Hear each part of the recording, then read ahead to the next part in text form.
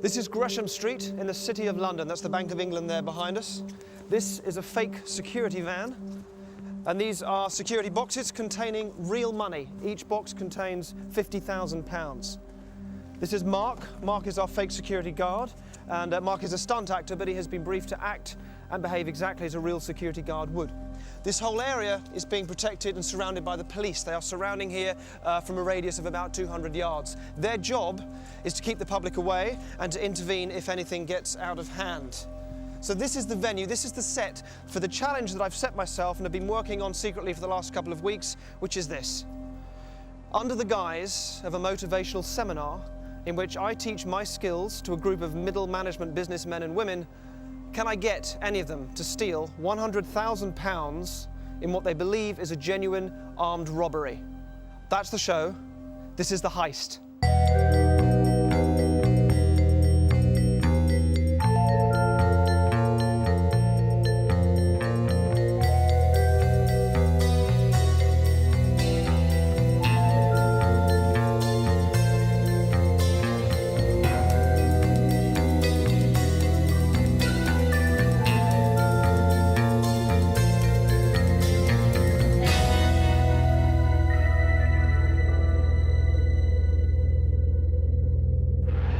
History is littered with examples of normal people being persuaded to act in deviant, criminal or irrational ways.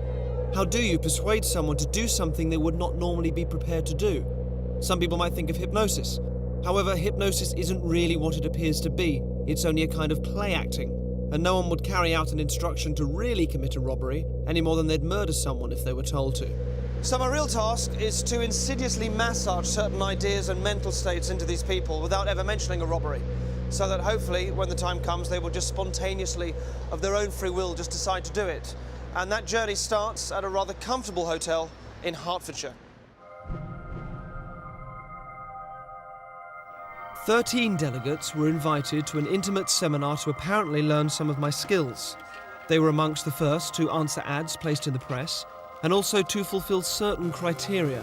They had to be open, responsive types, who I felt would respond reasonably to my techniques, have no criminal record, and fall into a typical middle management income bracket or above. They also had to be deemed psychologically robust enough by an independent psychologist to take part in the show. And at the end of the show, the opportunity to commit the robbery will be offered separately and individually to just 4 of the delegates. So I have to decide which 4 will be the most likely to take the bait. I have done motivational seminars before in the past. I've delivered them myself and been to them. I hope that I'll be able to pick up something from being in close proximity to someone who's so talented. I'm intrigued by him. I'm very intrigued as to how he does what he does. The way he manages to influence people and use the power of suggestion to get people to do what he wants would be very useful in my job, absolutely, yeah. They've arrived the evening before the seminar to have time to relax and have dinner. They are aware that everything is being filmed, but they're unaware that I'm also present, watching from an upstairs room to see how they interact. To kick off the process of getting to know them and to amplify their behaviours a little, I introduce a couple of elements to see how they react to authority. Firstly, an actor playing an irritating security guard hassles them on their way into dinner. The antagonism that some of these people will feel towards this security guard, dressed in green, will become an important part of the jigsaw puzzle right at the end of the journey. Enjoy. Cheers. Cheers. To us. Yes, I know. You can pull a stroke on Derren Brown. It has to be done. Did you see when Derren did the zombie shoot 'em up Yes. stunt? I thought that's probably about as extreme as I'd like it to get. As they enjoy their lavish meal and start to really relax, they're unaware that another actor, playing the maitre d', will present them with an unexpected bill after dinner and drinks. I want to see how they react, who complies, who gets angry, and who emerges as the alpha male or female of the group and takes charge. Sorry, I think people have got their cards with them or a means of payment. If it's in your room, would it be possible to get it? Because we'd prefer to settle this tonight. What's this? For the meal, the bills. The bills? I'm sorry, a few people don't seem to have not been aware of the fact that the accommodation is paid for. I'm still hungry. Personally, I'm still hungry. Where's the crisps? I'm very sorry, but you should have said at the time, though. have to pay for what you've consumed. I'm sorry. Hello, have you got your payment ready, sir? Have I got my payment ready? Yeah, send it to my accountant. Have you got your card in your bedroom, or have you got? No, send it to my accountant. Do you want to go and get my card? Well, I'd love you to get your card. That would be a lot easier. It is a bit embarrassing. I understand it's a bit of a surprise to some of you. If you can sort it all out. Young man, there you go. Put it all on that.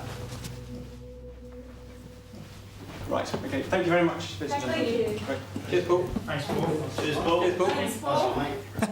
Cheers for dinner, Paul. Our 13 businessmen and women have been told little about the show, other than they will be taking part in a seminar to learn my skills, and that there will be follow-up filming for some of them.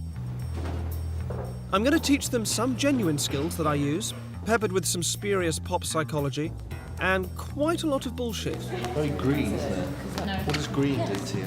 My real aim is to start to focus them unconsciously on the idea of stealing, while convincing them that they're learning real skills to keep them responsive and hungry. Morning. Morning. Hello.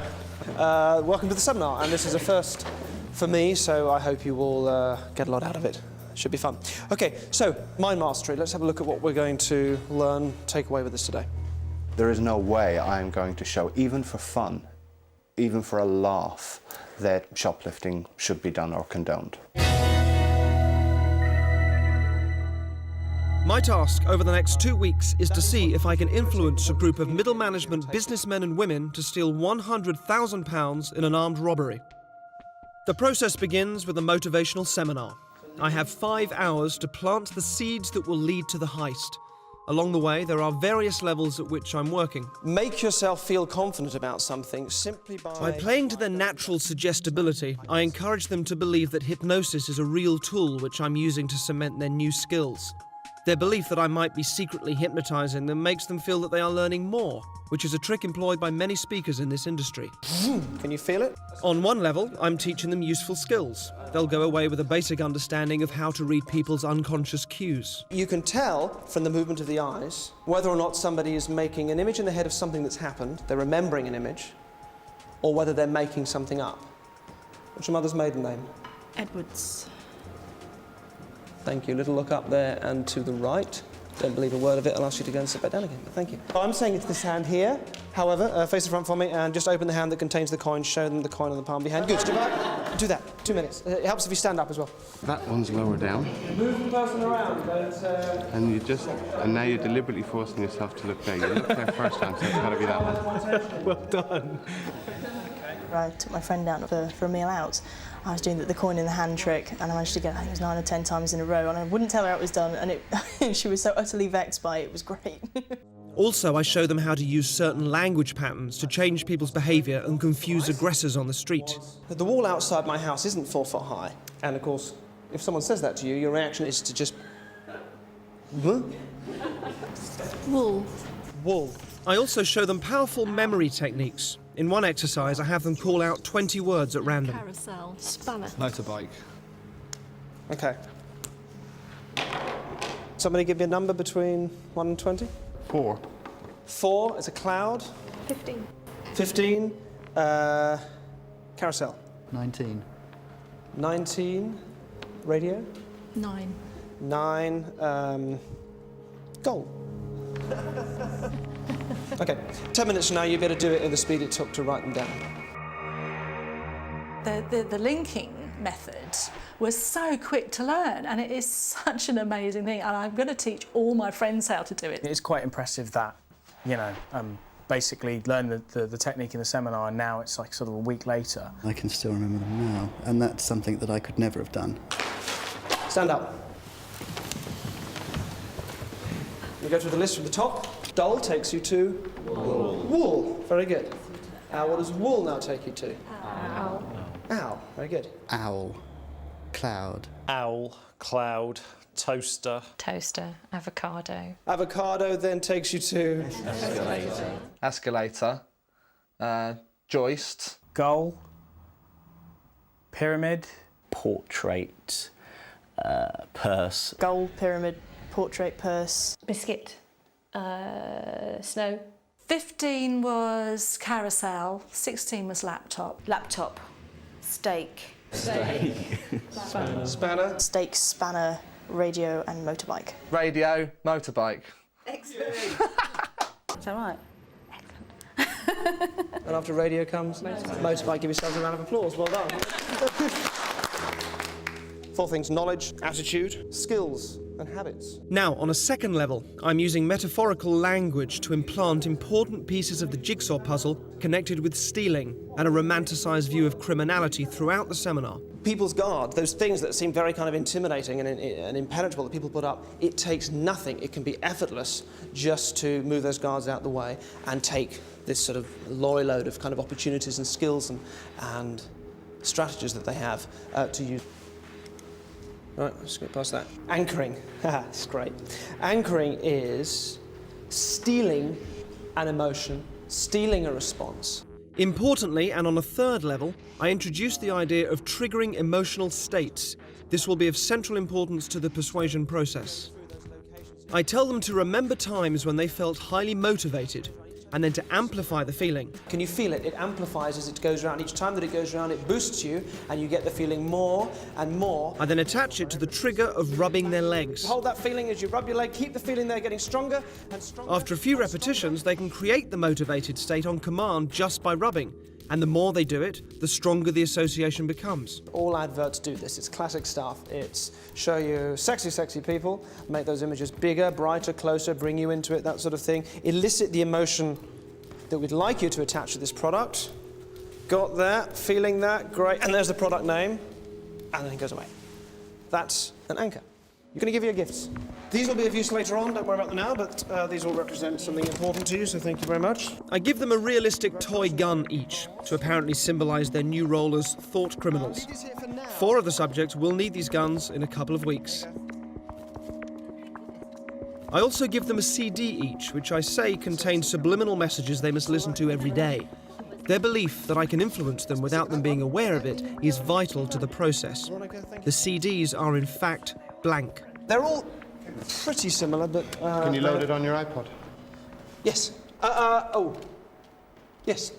Yes, absolutely. You can put it on your iPod.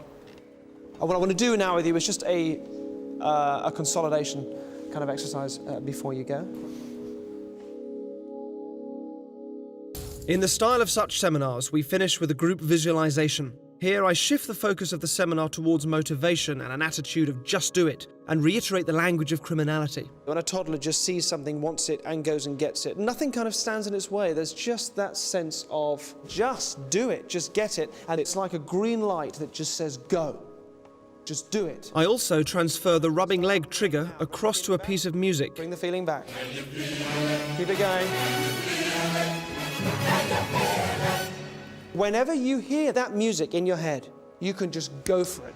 So they practiced that a few times, and then I know that just by playing that piece of music, Can You Feel It by the Jackson 5, that it will trigger a very motivational state in them.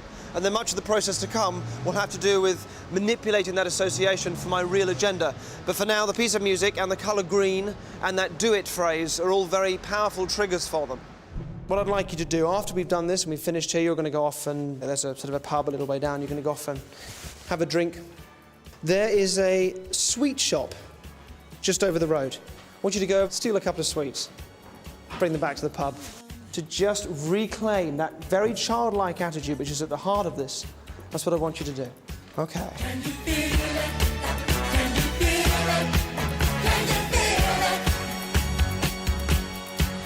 Feel it in the air.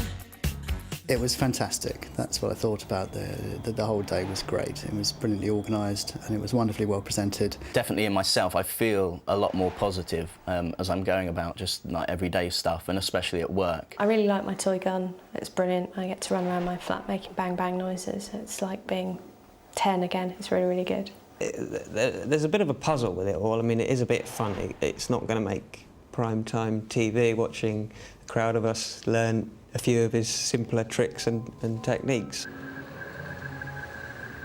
I have to get them to cross the line into deviant and criminal behaviour, but in a way which can be framed to sound fun and harmless. Purely because an authority figure has told them to, will they make the decision to walk into the shop, steal goods, and frame it as a positive experience for themselves? I'm watching the action through hidden cameras installed in the newsagents across the road. The shop owner is aware that we're filming, but the assistants know nothing. I wasn't thinking it was going to be a real shop. When I got in there, I realised that it wasn't as easy as I thought it'd be. All the staff were standing right by the suites. We were being asked to do something that was actually against the law. They don't know that this is being filmed for the show, but they are aware that they may be caught on the shop's security cameras and that what they're doing is illegal.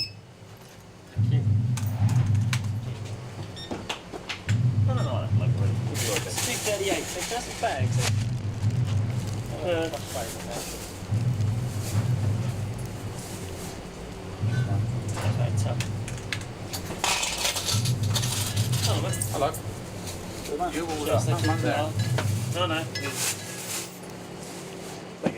Oh, too kind.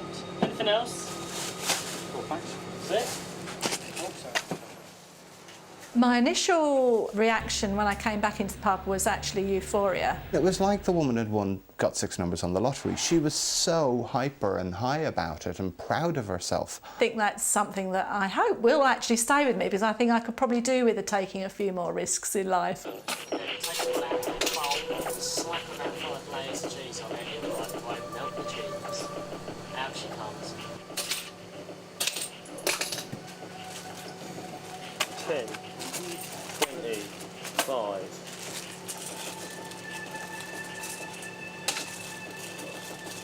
45. 65. 85. Ton. I felt really good, actually. It's bad to say. I felt... And I know, obviously, stealing's wrong, and that's what I want to say on camera. Stealing is wrong. I have a young daughter, a teenage daughter. There is no way I'm going to show, even for fun, even for a laugh, that shoplifting should be done or condoned. Derren explained that would be taking us back to our inner child, and by taking me back to my inner child, I had the opposite effect, and remember the sort of like, it put the fear of God in me, really, in terms of the repercussions. So there's no way I was going to steal anything from that shop.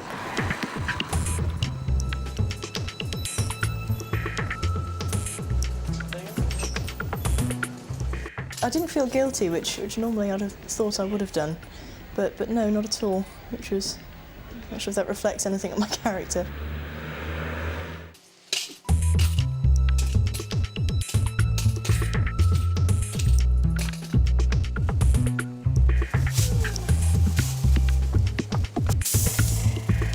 Did you see that?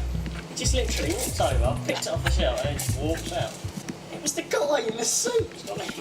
One of the things I remember that Derren said was, if you do something with enough confidence, it will work.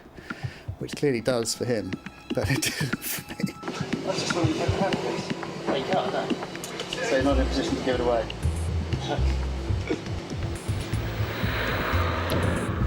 Oh. Do not leave his side, please. I don't believe this. Why would a guy come in and ask to have a packet of fucking Orbit? Why would a guy steal a Twix bar? Why would a guy come in, look at sellotape, fucking Angel Delight, a newspaper, wine, and then just buy a paper? Yes? Pardon? Do you want to put those jammy dodgers back, please? Sorry, the ones that are just in there. Thanks very much. See you later. Sorry. I must have forgotten about those. Yeah. My wall isn't 4 foot. Pardon? My wall isn't 4 foot high. What? My wall isn't 4 foot high. These doors are probably 13 high. It's a bit of a shut. On yourself now. You see him do it? That's the 4th one tonight, that is. No. Yeah. They're all in suits as well. There's something going on. That's why I asked him. I said, who comes in? Is there a crowd of them? Ryan. Why don't we just ban people in suits? 7:44. Yeah. I'm trying to get really fucked up in it. I felt it's a bit of a failure, actually, because I hadn't done it. So out of the 13 people that attended the seminar, I've decided to eliminate 4 of them. Paul, first of all, because he was a little too controlling. Had also mentioned that he had a daughter and he didn't want his daughter seeing him do anything criminal on TV, which I thought was fair enough. Pam and Helen, I didn't feel was suitable to take through the heist experience, really. And Sula as well. Sula had admitted to filling out the wrong job on her application form. She isn't really an accountant, and her real job doesn't fall within the criterion of the show. So those are eliminated, but all the people that do get eliminated will take with them a very powerful motivational state which they can tap into, as well as certain genuine skills which they've learned from me at the seminar. So those are gone, but there are 9 people left.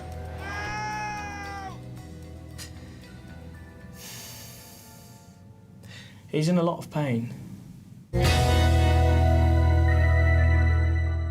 Welcome back. There are 9 subjects left. I can only use 4 for the heist, so a week after the seminar, I arranged to test the limits of their responsiveness to authority. So, a week ago, I arranged for them to take part in what they now think is a piece of unfilmed academic research at a university and nothing to do with the show, supposedly looking into the effects of punishment on learning. And they believe now that this is part of their growth process. In fact, it was a reenactment of a powerful experiment conducted by Stanley Milgram in 1963 to look at how normal people can commit atrocious acts simply because they're following orders. Milgram's parents were Jewish refugees in World War II, and his pioneering work speaks volumes about the nature of responsibility. It's being filmed with covert cameras. Thank you. Lovely. Come in. They're introduced to an actor pretending to be another participant. You didn't come from the same room? No. No. Yeah, you don't know each other, so No. But we don't actually know how punishment affects learning. After a brief introduction, our subjects are tricked into thinking they've chosen their role as teachers in the experiment. And if you could just tell me what your positions are? Learner. Learner and teacher. Learner. Teacher. Our subjects observe the learner being instructed by the scientist, who is just another actor. This electrode is connected to a generator in a second room. We won't be going with the teacher. Okay. Just make sure that we have a good contact with the skin and so it doesn't cause any blistering or burning. Is that comfortable? That's okay, yeah. Yeah, and we just place these straps around your arms just to avoid any excess movement. Those aren't too tight. No, that's okay. No. The teacher will read out some word pairs to you. Blue girl. The learner is told he's going to be asked a series of memory questions by the teacher. He will have to remember word pairs and then correctly remember them when offered multiple choices. If the answer's incorrect, you will receive an electric shock. The teacher is then taken next door and shown the generator, which ranges from 15 volts all the way up to a lethal 450 volts. The domestic electricity supply in the UK is, of course, 240 volts. Our teachers are given the list of questions and told to increase the voltage each time the learner gets a question wrong. They are then given an example of a low voltage shock.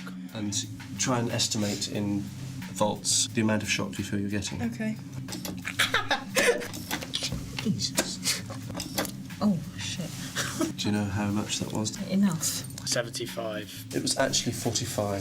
Just Oh my God. Teacher, begin. Shoe horn. Steam. The point of this test is to see whether the teachers, our subjects, will call a stop to the experiment or continue to the point where they are administering seemingly lethal electric shocks to the victim simply because the scientist is telling them to. That's correct. The next word is bicycle. The options tyre, race, helmet, shorts. That's incorrect, so there'll be 120 volts.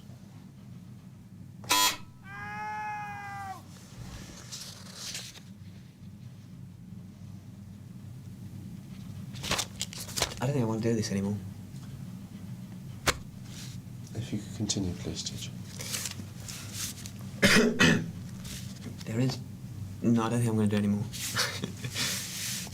The experiment requires you to continue. Yeah, even so, I don't think I'm going to do anymore. Correct. Captain. According to plan, our accomplice provided many wrong answers. Each protest was coordinated to a particular shock voltage on the generator, and his responses were played via a CD. That's wrong, 150 volts. The correct answer is Captain Shoe. Cup. That's wrong. 225 volts.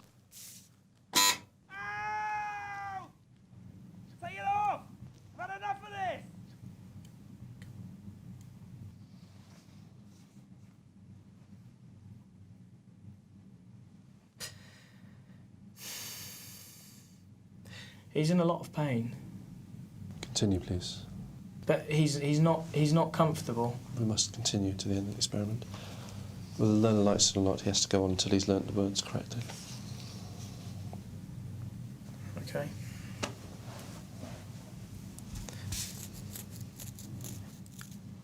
Forest.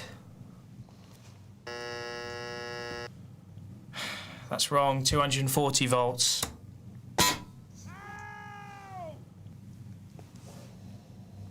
Are you sure this is not causing any lasting damage? He sounds like he's in a lot of pain. Well, the shocks might be painful, they're not harmful. What does that mean, though? They're not harmful.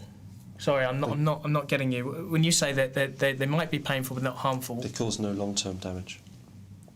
Okay, so what does that mean? That it doesn't leave any scars? It causes no damage.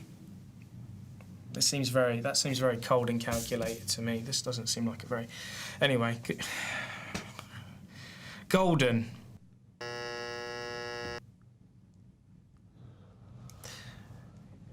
That's wrong, mate. 300 volts.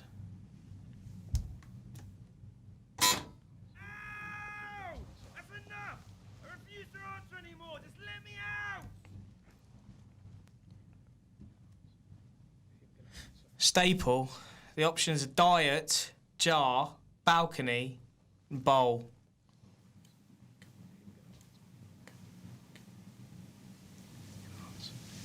I'm going to answer.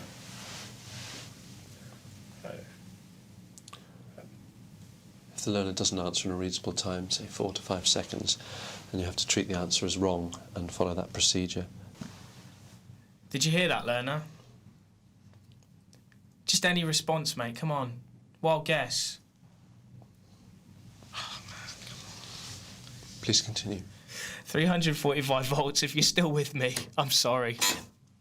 I can't do this, honestly. Can we stop this experiment? Because I can't do this.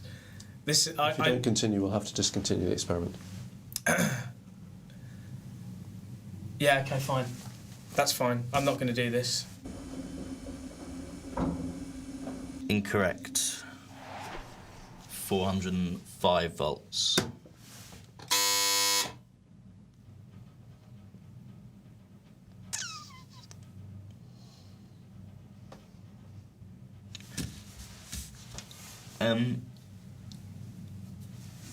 Sorry, I don't know. Does someone want to check on him or something? It's just he's not making any noise now, and he was before. And well, I'm quite happy to go on, but I'm just a bit worried about. If you would continue. Yeah, I'm just a bit worried because he was. Like he was like complaining before about the. But no harm will come to him. But he's not making any noise now. It's essential that we continue with the experiment.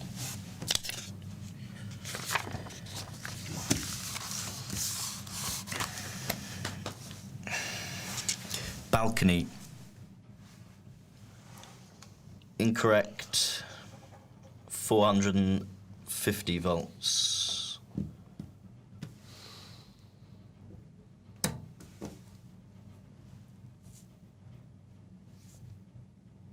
You promise he's not. It won't. Please continue with the procedure. You said it hurts, but it's because it's like it says they're dangerous in a shot. It'll be all right. Yeah. Please continue.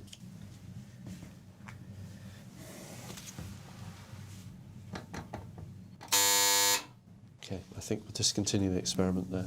All of the subjects were told the true nature of the experiment was to see how they would respond to authority, and that it would eventually form part of this show. He is okay. I can tell you, he's absolutely fine. You actually weren't administering electric shocks to him at all. He is.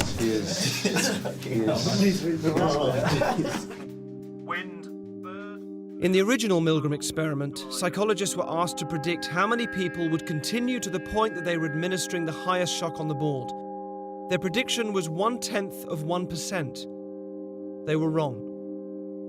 The results of our experiment were almost identical to the original. Over 50% of participants continued up to 450 volts. The majority of people will administer lethal electric shocks just because a guy in a white coat is telling them to. 450 volts. 450 volts. 450 volts. 450. So after the results of the Milgram experiment, I've now chosen my 4 subjects that will go forward for the heist. Phil was impressively resourceful when he was caught stealing sweets, and held in his anguish during the Milgram experiment rather than defy the scientist. I did want to include a woman in the group. Jen was the only subject to take a long time to recover after the Milgram experiment, so I felt I shouldn't use her. Veronica didn't steal from the shop, so that left Vicky. Of all the subjects, she was the only one to have known the original Milgram experiment and call a halt to her involvement in it. Can I just say, I can't do this because I've heard of this experiment before. So I think she'll be quite interesting to use, although I don't know if she'll actually take the bait or not.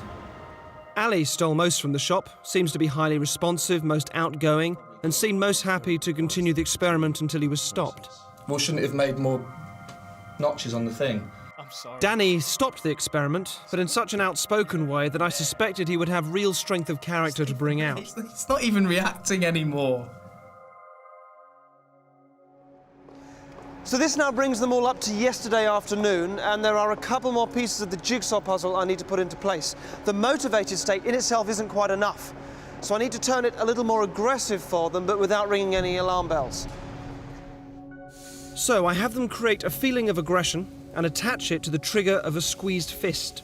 And you take hold of it in that hand and you anchor it to that feeling of that hand just there squeezing as you take all that aggression, as you move that around and around inside of you, as it doubles and triples and moves around inside of you, building up that feeling of... Then I have them trigger off the motivated state by rubbing the leg at the same time to combine both states together. You are linking these powerfully and inextricably together. Good. And just... They try this a couple of times and are now able to tap into a darker state, and they still feel this is entirely for their benefit. This is your most powerful state that you as a human being can achieve. That's what it does. That's what the music does. That's what the words do. That's what that green intensity does. All of those things that are triggering this off, that's what you get. How's that? Mental. Good. Before the heist itself, one last piece of the puzzle. They need to believe they have it within them to overpower a security guard and to know what to say and how to say it without thinking about it. So without ever mentioning security guards, I teach them an esoteric martial arts exercise where a person can be pushed over using the power of chi. You two are going to find yourself being pushed over, knocked backwards, being forced off your feet. This will serve as a powerful experience for them, a resource for them to draw from tomorrow when they come across our security guard in the city. Vicky and Phil, what you're going to do is, when I tell you to, you're going to start to create that state inside of yourself, and you build it to a peak. When you reach that peak, the only instruction I want you to give are just the words down on the floor. Just those words alone, they're going to carry the full weight of that emotional state that's behind it. Okay, just do it now, just get into that state. Just start to build that up inside of you now.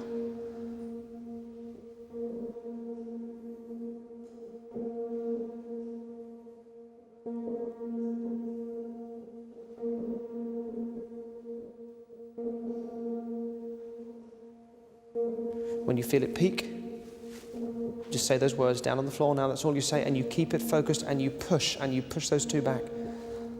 Danny and Ali, try not to let it push you over. Keep pushing back against it. Just pushing. Down on the floor.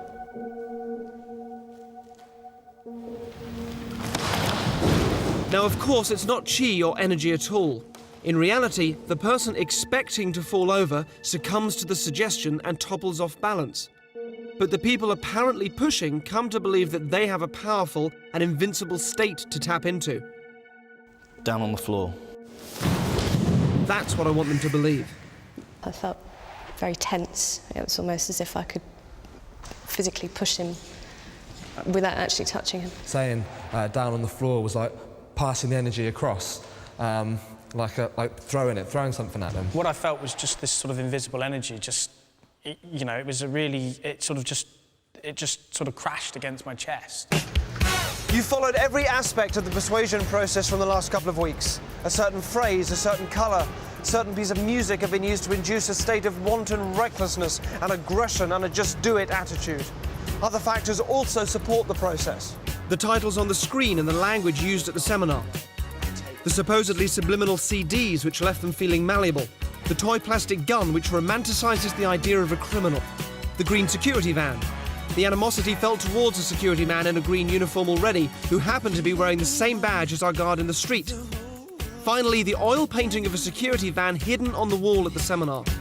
Can you feel it? Tell me, can you feel it? Can you feel it? Woo! Can you see what's going down? You feel it in your bones. Can you feel it?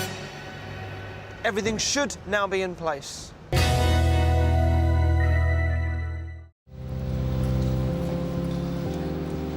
So if you missed the start of the show, this is Gresham Street in the City of London. The Bank of England is just down there. We have a fake security van, a fake security guard, and £100,000 of real money.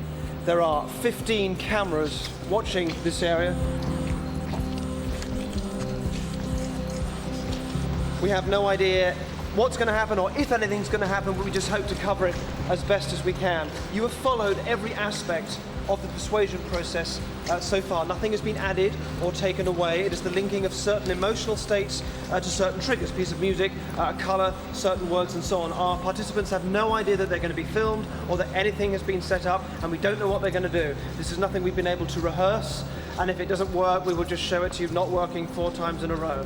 There's really no way of knowing.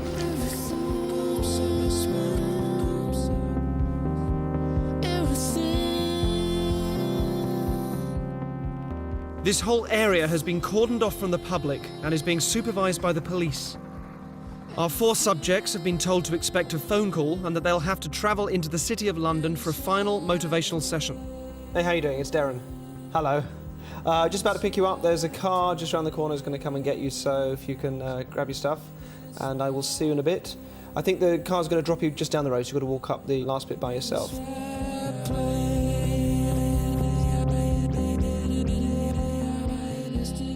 As with every day, you know, as I say time and time again, this is about every day finding some opportunity to experience something that makes you feel great and exhilarated, yeah? So, you know, make that decision to steal yourself and grab the opportunity to make all this work really, really pay off. It's just about standing in the face of security in life, isn't it, and making it do what you want it to do. Because ultimately, I suppose all of this is about you knowing that you're the one with the weapon of absolute pointed, aggressive, unquestioning power. They're also told to bring with them their toy guns that they were given at the seminar. All of our cameras and crew are well hidden. None can be seen by our 4 subjects. Targets in zone 1. All cameras locked in position. Standby car. Now remember that 2 weeks ago, Victoria was an ordinary businesswoman, a press officer at a motivational seminar. Go trigger music in the car. Get it really loud, over.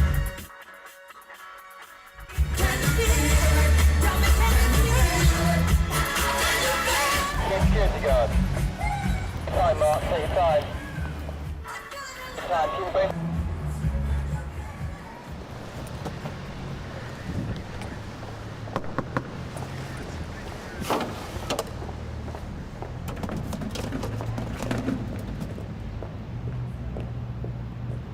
Can I help you? I think you should get on the floor. Don't shoot. Don't shoot. On the floor.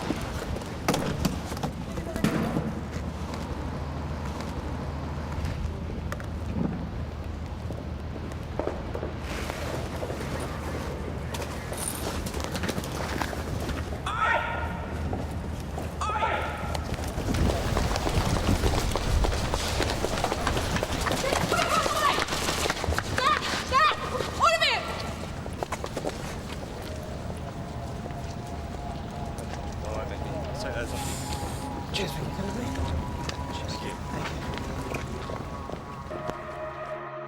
The target has been dropped to the corner of Gresham Street.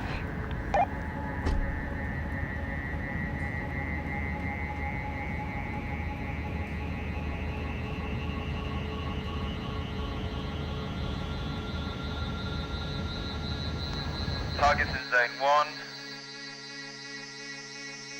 Oh, there he is.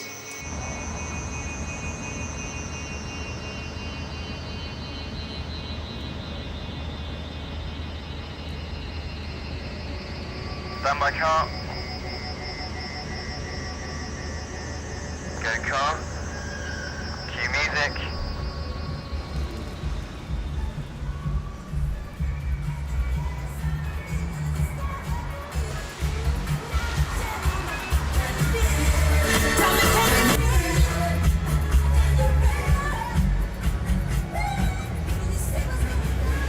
Cue security guard.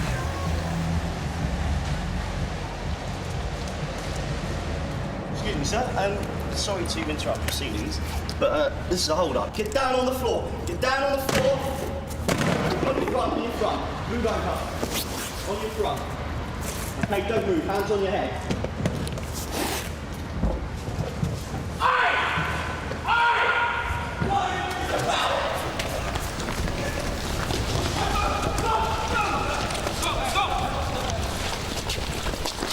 Don't move. Get away. Get off. Get off.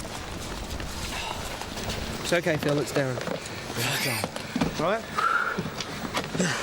What happened? Why did you do that? I saw the guy coming out of the thing. I don't know. It was like just before. I don't know. It was just something coming out. It was just like a split something like when I'm playing rugby if I've got an important match or something. Yeah. It's like 100 times better. Come with me. Come with me. He's getting out the car now. He's getting out the car now. Target is inside. Target is in zone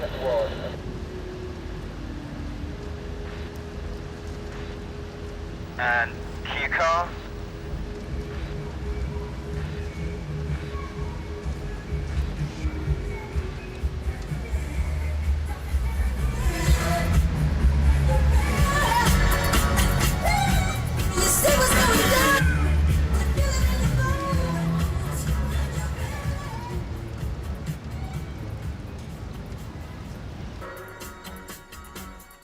Go security guard.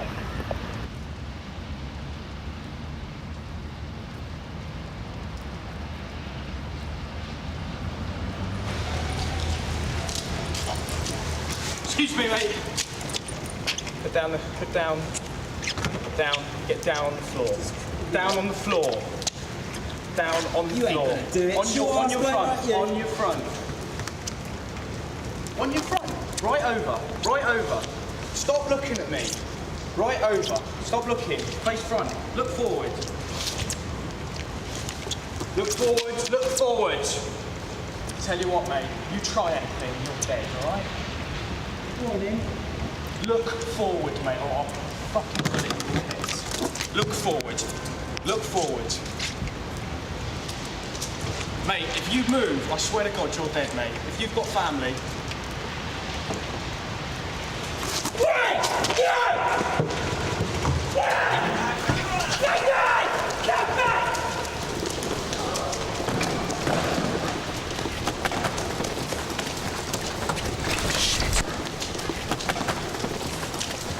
Danny.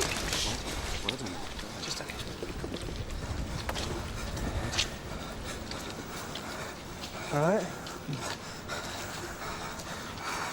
Okay, take a moment.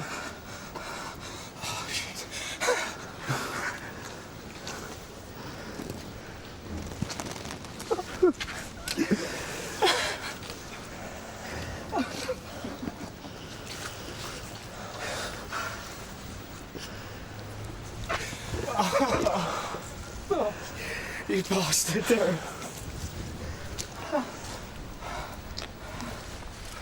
Okay, come with me. Gonna make sure you're okay. All right? Yeah, come with me.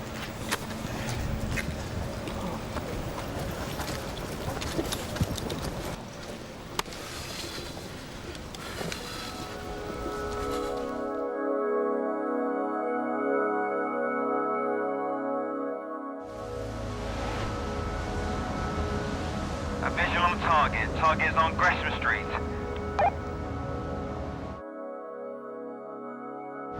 And go car. Stand by security guard. Stand by security guard. Cue music.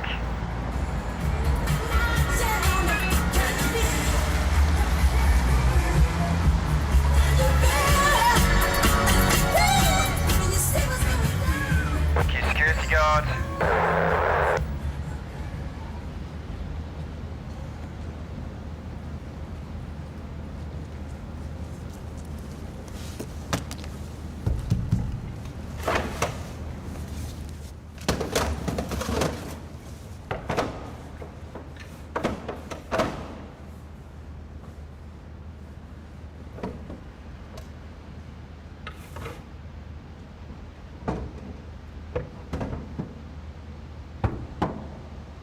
Ali!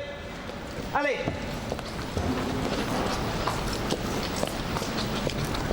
How are you? All right. Yeah. Have a nice minute. Stealing sweets is one thing, but stealing boxes of money from the Bank of England is a completely different kettle of fish. I'm a good person. I'm a good person. You good? A bit nervous, darling. Oh, yeah? Ali, would you put yourself up on that bed there for me, please?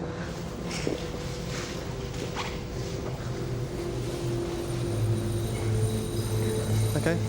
Close your eyes for me. As you start to undo the aggression, or as you start to undo those aspects of it that would have led you to hold up a security man, all that goes now. You now have something very powerful to draw from. Something that you can think back to with the necessary distance to just take from it everything that's good.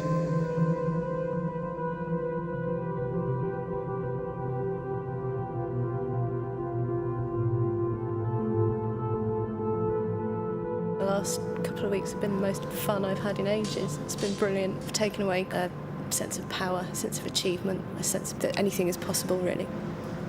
It's a really amazing experience, something that I can kind of look back on and think about how I was able to really push myself, and perhaps I'll be able to do that from now on, I think. I realise now that I'm a lot stronger-willed than I thought I was. The fact that I didn't go through with the steal itself, I'm very pleased with myself. I think the last couple of weeks have been an absolute roller coaster. It's been such a positive experience, and I'm on an absolute high at the moment. Everything just back to normal, just like you were before, except for all the good stuff that you want to take with you, which you've now created and created for yourself. And that's a way of thanking you for everything that you've done.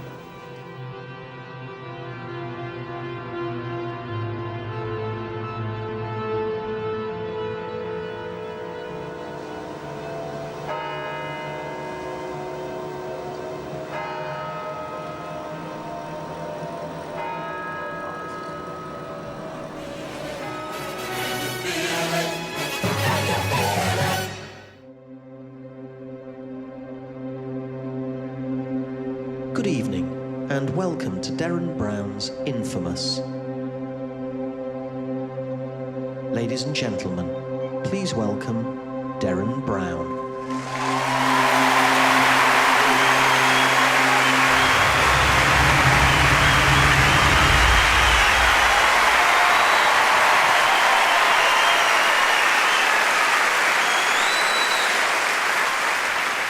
We are all trapped inside our own heads, and our beliefs and understandings about the world are limited by that perspective. I came out when I was 31, presume that I was gay when I was a teenager, so that's 15, 16 years of pretending this huge part of you doesn't exist, of dreading the subject of sex, and generally feeling like you don't fit in. And then many years later you realize you have to come out, you have to tell people about it at some point. I didn't mean you specifically just then. Sorry, I was just looking at sorry, forgive me, I was just gesturing. One has to come out, and when you do, this is my point. If you have any secret, whatever it is, anything that you carry around with you and you think you couldn't possibly tell people, when you finally do, when you finally summon up the courage to get this big thing off your chest, you realize people don't care. They don't care, not really. Not even your best friends, in the nicest way, don't really care. because they are also trapped inside their own heads. They are the center of their own worlds, and stuff you're saying to them is just some information about you, really. It's all it is. Like what I'm telling you now, it's big stuff for me. For you, it's just some information about me. The novelist David Foster Wallace said, brilliantly, I think, you'll worry a lot less about what other people think of you when you realize how seldom they do. It's very good. But we're terrible at realizing what goes on in other people's heads because we are trapped inside our own. And one consequence of that is that we're particularly bad at realizing how fundamentally similar we all are. So if you're in your 30s, I'm talking to you now. There'll be concerns that you might have or issues that you might be facing, which you may feel just apply to you. The comforting reality is they apply to pretty much everybody in their 30s. Women in that age group, you'll have started going to the doctors more often. And men, very common, particularly in your later 30s, to feel stuck in a rut and to fear the possibility of an extramarital affair. And statistically, in an audience this size, 13 of you will be having an affair right now. 13 of you. I don't mean right now, right this second. But although there is something going on up the top, can't quite tell what it is. But 13 of you, and these are real patterns of behavior. There are similar patterns for people in their 40s and 50s and 60s and so on throughout life. So if I were a psychic, which I am not, or if I claim to have special powers, which I really don't, I could use that kind of information to seemingly know a lot about you, or give somebody a powerful reading. So imagine you've come to see me, and I'm a stage psychic. And I say that I'm picking up some kind of psychic vibration from somebody in the audience, and I say it's a lady. And actually, could you, I promise I won't ask you off on stage, could you just put your hand up if you are a lady? Just so we can see how it works out in terms of numbers. So please do this on the balconies as well, and right up at the top of the back. Keep your hands up as long as this continues to apply to you, all right? So let's say I'm sensing it's a lady and sort of a youngish lady, sort of around 20, that kind of age. And I'm sensing your name begins with an F. It's a random letter, but it'll just help narrow you down. So keep your hands up as long as this has continued to apply to you. Right now, in the dark, can feel a bit special. I think he's talking to me. Whereas the reality is, do keep your hands up. If we just bring the lights up for a moment. We bring the lights up. If you look around you, you should see in the nicest way, nothing special happening at all. Just a bunch of Fs sat in the dark. Actually, could you stand up if you've got your hand out? Could you stand up? 1, 2, 3, 4. Okay, so yeah, it's good. Right, a good number of you. Anybody on these other balconies? Yeah, hello, great. Could you stand up? We'll get a microphone to you. This is on the upper circle. The rest of you can sit down. I think I'll just talk to this lady here, but thank you so much for standing. What's your name? Faye. Faye, nice to meet you, Faye. If you don't mind me asking, how old are you? 20. 20. Have you got any pets? Yeah. What have you got? Don't say their names, just like dogs, cats, whatever they are, it's fine. Dogs. Dogs, what breed? Staff. Staffers, okay, good. You said dogs, is that 2? Yeah. Did you name them both yourself? Family name. Family named them, okay. All right, how long ago did they name them? Roughly, what are we talking about? A few years ago? About 10, 11 years ago. 10, 11 years ago. Okay, what do your parents do for a living? Or at least what were they doing back then? Hairdresser and electrician. Hairdresser and electrician, okay, good. Okay, the dog's male, female, one of each? Female. Okay, both female? Yeah. All right. Now listen, you're going to tell me the name of one of the dogs, and I'm going to work out what they would have called the other dog, all right? So if you think of both of the names, if you think one of them is maybe a little more obvious than the other one, then give me that one so I can work out the more unusual one, all right? So take your time, but just give me the name of one of the dogs. Ebby. Ebby? Yeah. E-B-B-Y? E-B-B-I. A-E-B-B-I. Maybe short for ebony? Is it a black dog? Okay, all right, good. So this will be the name of the other one. All right, and it's a female? Yeah. Okay, and they name both of them together. All right, just imagine you are calling this dog to you. Imagine you're calling the dog to you. All right, now as you do that, just keep repeating the name in your mind again and again. Now, the lips remain sort of quite relaxed, importantly, so we know there's no sort of plosive sounds or like P's or B's or anything that would bring the lips together. So keep repeating the names. No, it's also at the front of the mouth, so you've got like an N or a T, maybe, and I think we're starting with a S sound or a Z. Oh, there you go, careful. You don't need to say yes, that's okay. I'll work it out. I appreciate the help, just takes the challenge out of it somewhat. Oh, there you go, back up there again. So just keep repeating the name, just shout the name, nothing out loud, but in your mind, just shout the name, like you're screaming to this dog to come to you, all right? Louder and louder until you are... Oh, no, they called it Xena. Xena with an X, like the princess... Yeah. Well, yeah, thank you very much indeed. Great, take a seat. Well done, thank you. So, thank you so much. So this is This is genuinely specific information, right? Not just things that would apply to everybody. So let's keep this really specific. Put your hands up now if you're a man aged between 28 and 35. Put your hands up. Keep them up if you are in the earning group 20 to 50K. And then keep them up if you've been in a relationship for at least 2 years. Otherwise, drop your hands. All right? Good. Okay, we get the lights up. Let's choose one of you. I'm going to choose from downstairs. So upstairs, you may drop your hands. I'll come to you in a moment. Let's keep your hands up downstairs. All right, wave your hands so I can see you, so I can see more clearly. Okay, all right. I want to get this over this side. So can somebody get it to somebody with a hand up? Doesn't have to be the person nearest you. Just take a look around you. Get it to somebody with a hand up. Okay, could you stand up for me, sir? There's a microphone there. The rest of you can drop your hands. Let me talk to this gentleman. All right, great. What's your name, sir? Nick.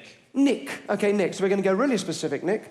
I want you to think of a word, an English word. Ideally, at least 4 letters, but it doesn't have to be. If you want to go shorter, that's up to you. But have you got something? Yep. Yeah? Okay. Now, whatever you're thinking of, Nick, is the first word that's just come into your head, and I've just stood you up in front of 2,000 people and asked you to do that. I don't want you going home later saying to yourself, he just put me on the spot, I didn't get a chance to think, I bet everyone just thinks of the same word. So right now, Nick, is when you change your mind again and again and again, so you don't have that excuse later on. All right? You can imagine if you like, you're looking through a dictionary, maybe you come across an unusual word, maybe not too unusual, maybe that in itself would be quite predictable. Just take your time, have a look through it. You've got 26 letters to look through. Take your time until you come across a word you're absolutely happy that I could not just rely on everybody thinking of. Have you got something in your mind now? Change your mind as many times as you like. Yes? Yeah, I'm happy. Okay, there's a guy with a pen and paper just there. 2 things, Nick. You're going to write this word down nice and large and clearly, please, because we are going to show it around. But, Nick, really importantly, don't let anybody see what you write. Stick it in the envelope when you're done. Thank you. So this is really specific, right? Even more specific than a pet's name. Which actually just reminds me of something. Let me just show you this briefly. Just while Nick's writing his word down. Can I get this to a lady on or near the aisle? Somewhere over here. So, lady on or near the aisle. Somebody, sorry. Just pass it around to somebody. Lady on or near the aisle. Thank you. Somebody stand up with it. Hello, what's your name, madam? Amanda. Amanda, nice to meet you. Do you have a mobile phone number? Do you know it off by heart? Yes. Yes, could you write it down for me? There's a guy with a pen and paper there. Gentlemen. That's how you do it. People waste so much time. Amanda, don't let anybody see. Just write it down, fold it up, put it in your pocket when you're done. I saw a psychic do this. I always go and see psychic shows when I can. This one was up above a pub, packed out with people in their 60s and 70s, which is maybe why this flew past them. But the psychic asked a lady to write down her mobile phone number, fold it up, put it in a pocket without anybody seeing. You doing that for me, Amanda? Is it out the way? Yep, lovely, thank you. And she said it was a test, that the spirits would be able to tell what the phone number was. Well, which is a bit odd, but, you know, kind of made sense, so I was intrigued. So could you stay standing for me, Amanda, if you don't mind? Thank you. So just get that right out of the way in your pocket or something if you've got one. Thank you. So she, and obviously, you know, you try not to be judgmental or, you know, but you try and keep an open mind. But I swear to God, she goes, all right, love, I'm getting your grandma, she's coming through. Does actually sound like it now, I've said that out loud. I'm getting your grandma, love. She's giving me a phone number as proof that she's coming through. All right, she's saying, she's giving me an O. She's saying there's an O at the start of the number. Is that right? Is that right, love? Yeah. Is there an O at the start? Thank you, just passing it on, whatever comes through. She's saying, she was the right chatterbox, so she's giving me another number. She's saying, thanks. She's saying a 7. She's saying 07 at the start. Is that right? Yes. Is there an 07 at the start? Thank you very much. No, she's fading away now, love. She's fading away, Petal. But that's something you can take away with for yourself. That's £40. You can sit yourself back down. Thank you. I swear it was pathetic. Sorry, thank you so much, Amanda. It was truly embarrassing. Did that give you enough time, Nick, to write your word down? It did, yes. Yes? Yes, it did. Yes? Okay, have you put it in the envelope? Yes. Yes, good, because I also have an envelope. Okay, so Nick, can you get yourself to the bottom of the stairs on this side? Just push past the camera people over there for me. And can someone who doesn't mind just reading something out briefly just nip up on the stage? Anyone that fancies coming up, quick as you can. Somebody come up here. It's going to be you, I think. What's your name, sir? Luke. Luke, give Luke a hand. I've become Luke. Thank you very much. Nice to meet you, Luke. Can you take this off my back? You take it off my back. Thank you. Pull it off. Pull it, pull it, pull it. Come stand here. Come stand there for me, Nick. Just there. No, Luke, rather, Luke. Nick's over there. Right, Luke, just here. Could you take it out? There's a letter in there. If you take that out for me, I'm going to read this out, but your job is just to check over my shoulder that I'm not changing anything, all right? So I'll take it out. Thank you so much. All right. Are you there, Nick? So look, as I read this out, please, when it gets to the important bit, don't react. So, tonight on the 27th of March, that is tonight, at the Grand Theatre Leeds, that's where we are, I shall ask someone to think of a word. Oh, I did say a man aged between 28 and 35. You are, aren't you? Yes? And in the earning group, 20 to 50k, and in a long-term relationship. Okay.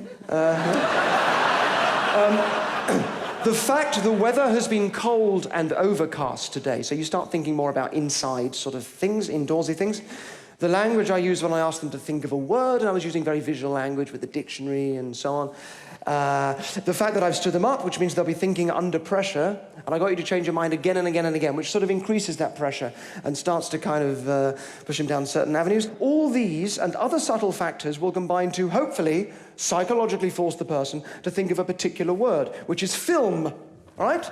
Film as in, as in movies or film, right? Camera film, movies and so on. Do you want to bring yourself up here? Come and stand here for me. Thank you, Nick. Do you want to keep reading this out? If you just go from there, from the person into the mic. Off you go, Luke. Thank you. The person who wrote the word has been told not to react. If they have written any word in the English language other than film, this does not reflect badly on Derren or his presented skills. Fair point. But if out of all the words they could have chosen, they have written film, the audience will go mental. And it does say it there very clearly in print. Mental.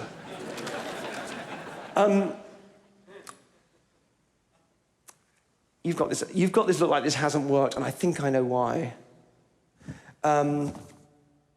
Whatever it is, if you take it out, hold it up, show the camera there, like for a good 5 seconds, so everybody can read it. Whatever it is, just shout into the mic as well what it is. Sorry, I've sealed it. Oh, you've sealed it? Okay. Yeah. God, the suspense. No. Christ. The word is film. The word is film, you did!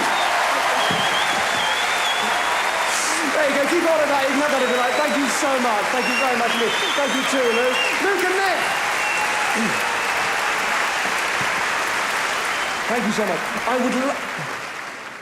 would She's coming back through. Amanda, stand up, your grandma, she's come back.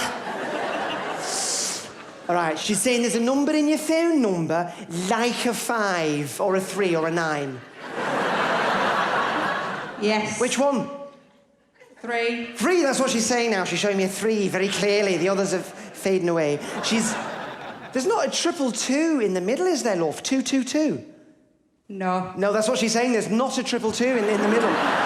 It's another £40 you can sit yourself back down. Thank you, I'm sorry. Listen, if you've ever been to see a spiritualist medium, or particularly if you think you may go and see a medium at some point, I would love for you to come up on stage in the second half of this show and allow me to do a form of mediumship with you.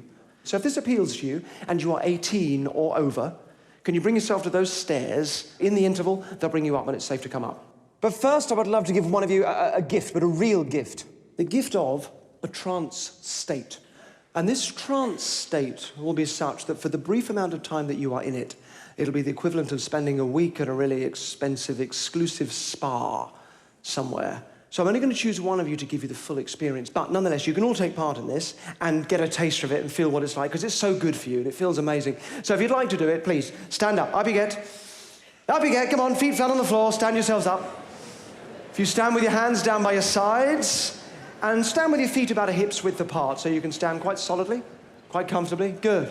Anybody watching this at home, this will not work on you at home, all right? You can watch the show quite safely. It won't have any influence on you at home, so don't worry about that. I'm not quite going to hypnotise you. It's a little bit different because I want you to be aware of it. That's the whole point, is that you enjoy it. Okay, good. So take a look at me. Take a deep breath right the way in now. Bring it all the way in, right the way in, and then let it out. Again, deep breath all the way in and out.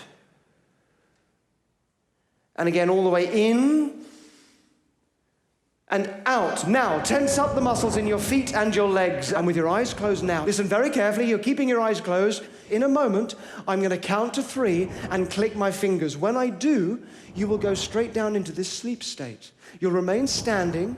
Your head will drop down, your breathing will become lovely and deep and rhythmical, and you can just sink straight down, still hearing and understanding everything. Here we go. Just go with it. I want you to enjoy it. Here we go. 1, 2, 3. Sleep. And as your head drops down, just let your whole body relax. And as you do this, I want you to imagine that you are walking down a staircase. And each step that you take on the staircase relaxes you more and takes you deeper. Each breath that you breathe relaxes you more and takes you deeper into this sleep, still hearing and understanding everything. And as you do this, I'm going to come down and talk to a couple of you. And the nice thing is it'll take me a couple of minutes to find a couple of you to talk to, which gives you plenty of time to just continue to sink and drift deeper and deeper down at your own rate and speed. That's really good. That's really good. Let me come across to talk to a couple of you as you continue down the staircase, each step taking you deeper, each word that I say relaxing you more and taking you deeper into that sleep. Excuse me, can I bring you out of there? Good. So I'm just going to talk to a gentleman here. I'm putting my hand on your shoulder. You'll know that I'm talking to you as you carry on sleeping. I'm going to bring your arm out here. We're going to lock it into place. So clench your fist and lock that arm tightly into place. Now tighter and tighter, locking it tightly into place. That's good. So tight. Now that when I take my hand away, it just carries on locking all on its own. Tighter and tighter into place. You see, the more you try to unlock it, the more it just keeps on locking. Tighter and tighter. That's good. Until I touch you on the hand again. And when I do, it'll be released. And as it comes down, you'll just sink and tumble and fall so deeply down into that sleep. Now, right the way down. I got you right the way deep and right the way sound asleep. Just drifting and sinking down. That's really good. Excellent. Very good. Thank you. So in a moment, I'm going to count backwards from 3 to 0. And this will wake you up. It'll bring you up and out of the sleep. And very importantly, I'm talking to you all as a group, but I'm also talking to each of you as an individual. I'm talking to the deepest part of your unconscious mind. 3, here we go. Waking up has never felt so good. 2, and 1, and when you are quite ready to be fully wide awake for the rest of the evening, 0, you can open your eyes, come back to us, be fully wide awake. Take a look around you. Feels good, doesn't it? Enjoy that. Nice, isn't it? Yeah. Hi, hello, great. So, take a seat. Apart from you, what's your name? Adam. Adam, lovely to meet you, Adam. Give Adam a big hand. Could you take this off? Just put that on your chair in front of you. Give Adam a hand as you bring him up. Up you come, Adam. Lovely, I'll be done, Adam. Thank you. The rest of you can take a seat for me. Thank you, Adam. All of you, please, as I'm bringing up Adam, can you all please take a look? All of you at both of your neighbours. Very quickly, people on both sides of you. Everybody do that for me now. Even if you don't know them, just a quick look. Thank you, Adam. I'm going to stand you there facing the front. Thank you so much. A quick look to people on both sides. If either of your neighbours is still asleep, now's a really good time to let me know. Put your hand up and make a fuss, otherwise I will presume everybody is wide awake. Good. So is it Adam? Adam, nice to meet you. Look at me now and just sleep. Right the way back down, right the way deep. I got you. Right the way sound asleep. Just drifting and sinking and floating and spiralling. That's good. My voice just there in the centre of your head. One thing that really interests me about this fact that we are trapped inside our own heads, that we're the centre of our own world, is that we tend to think that problems in life are real and solid and permanent. The reality is, those same things, just viewed from a different perspective, can suddenly seem temporary and flimsy somehow. And Adam, you're really good at this. And every time I put you back into this sleep, you are going to go deeper, it'll be richer, it'll be more enjoyable each time that you do this. But for now, I want you just to slowly reorientate yourself back to the room. You'll feel yourself waking up, you feel that refreshment moving up through you. When you're quite ready, you can open your eyes and come back to us. Excellent. Thank you, Adam. All right, so let me show you this here. This is something you can all do with each other. You need to get yourself a box that you can put your hand through. I can just do it a little more quickly with Adam because I know he'll be very responsive to this. Adam, I'm going to put something in this box. I don't want you seeing what it is. So if you don't mind, just face the front and just close your eyes just so you can't see. It's nothing unpleasant. It's a very ordinary household object. I just don't want you seeing what it is.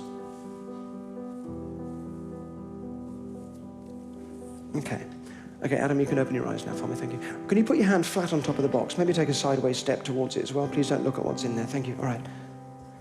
So in a minute, I'm going to get you to lower your hand into the box and find the object. You will probably tell what it is pretty quickly, but it's not really about you identifying it. This is just about you paying attention to kind of the sensations that you get and how you interpret them, okay? So lower your hand in for me. Find the object. First question, how would you describe the temperature of that object? Room temperature. Room temperature, Yeah. good. And if you squeeze it, would you say it was sort of soft or hard or squidgy or? Slightly plain. Slightly But plain, it's okay. hard, yeah. Very good. Now you're lifting it up. Is it light or heavy? It's light. Can you tell what it is? Apple. It is indeed an apple, great. So leave the apple where it is. Bring your hand out for me, Adam. That's great, thank you. Hand by your side again. Would you close your eyes again for me, please? Just face the front, thank you. Good, you're doing great. This time, I'm going to cover the front of the box so none of you see what it is. So you keep your eyes close to me as well. Good. Give me just a moment. You're doing great, Adam. Okay, you can open your eyes for me. Hand on top of the box again. This time, we'll do it a little bit differently, and I would invite you to join in with this if you like. I want you to think of something in your life, Adam. I won't ask you what it is. Something that makes you feel, something that feels like it's big and getting on top of you at the moment. Feels like it's weighing you down. You think of something? Good. All right. Now, whatever you're thinking of, if you run it through in your mind like a sort of a movie, as you sort of think it through to get those feelings, you'll notice you make that movie screen up here. You make it big and on top of you, which is why it feels like that, all right? Now, if you shrink that down to the size of an iPad, and then bring that down here instead, and take a look at it there instead, Adam. Now watch the same thing, but on that little screen instead. No longer feels like it's getting on top of you, because now you're on top of it. Same thing, but a very different perspective. In fact, as you watch it there now, you can start to feel a real feeling of stability and confidence moving through you. Very different feeling as you watch it. And that can expand up into your chest and shoulders. That's good. It can feel really good as you start to feel like a giant, towering above this thing that used to feel like a problem. As you feel like a colossus towering above this stage. Good, solid and confident, that's good. Lower your hand into the box now and look at me, fingertips. All right, just with your fingertips, find the object, just very gently. Try and keep looking at me as you do this. Find it in the middle there. First question as you move your fingers along it is, what would you say it's made of? A guess. Metal. Metal, good. Now just get a sense of the shape of it, move your fingertips along it, perhaps you can tell what it is. What do you think? A spoon. A spoon. What sort of spoon, Adam? Tablespoon, silver spoon. Like a big one or a little one? Little one. Little like a teaspoon? Yeah, teaspoon, yeah. Teaspoon? Yeah. Great, okay, you leave that teaspoon where it is, then look at me, just bring your hand out, leave the teaspoon where it is, bring your hand out of the box. Good, excellent, lovely. Face the front, close your eyes again for me, just close your eyes. I'll show you all the teaspoon that he was feeling. I just don't want you seeing, so do keep your eyes closed. As he was feeling confident, feeling like a giant, this was the teaspoon that he felt. All right, you're doing great, just keep your eyes closed, me, Adam, but you are doing brilliantly. I'm going to cover the front of the box again so you can't see. I'll put one more thing in there. This is a slightly trickier object to get in, so give me just a moment with this one.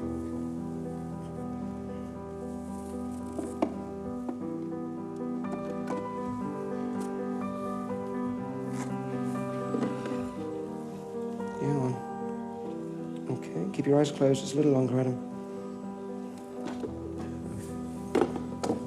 Open your eyes for me. Hand on top of the box. This time, you're going to think of something that makes you feel warm and safe and cozy. Anything you like in life. Could be a person or a place or a memory or something that makes you feel nice and warm and safe and cozy. You got something? Okay. Whatever you're picturing there, just bring that image in a little closer. Make the colours softer and fuzzier. That's lovely. Just keep that feeling there. And look at me again. Lower your hand into the box. Very gently this time. Absolute fingertips, all right? Absolute fingertips. Find the object. And then really gently, maybe let your hand move underneath it a little. Let it move onto your hand a little. Get a sense of, would you say it's light or heavy? What would you say now?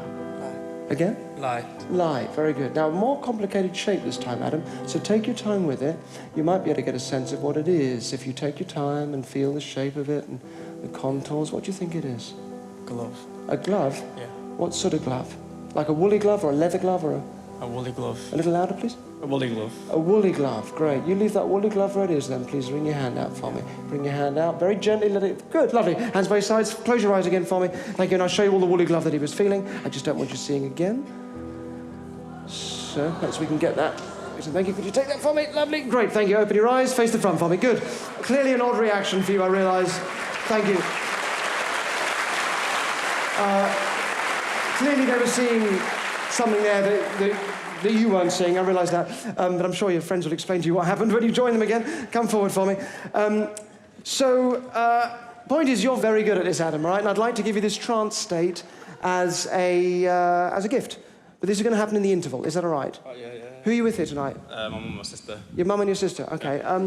What's your mum's name? Christine. Christine, all right, I might talk to her in a moment. Have you got a mobile phone on you at the moment? I do. Okay, I'm going to take that for a moment. Yeah. I will give it to your mum in just a second as well. Thank you. All right, could you sit yourself up here for me? You happy to do this in the interval, yeah? Yeah. Great, lovely, okay. We'll look after your mum and sister. We'll get them a drink as well. We'll make sure they're taken care of. Just swing your legs around for me.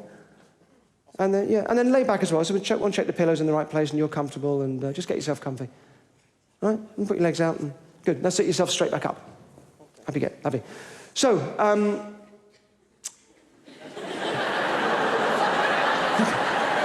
so, Adam, this trance state now we're going to do, it only exists for your benefit. It's the only reason for doing this. This is a completely private and personal thing for you now. Bring your finger up for me like this. Just point your finger. Good. So in a moment, I'm going to touch my finger to yours. When I do, your eyes will close. You'll go back into this trance state, and your trance journey will begin. Are you ready? Good. I'll see you on the other side.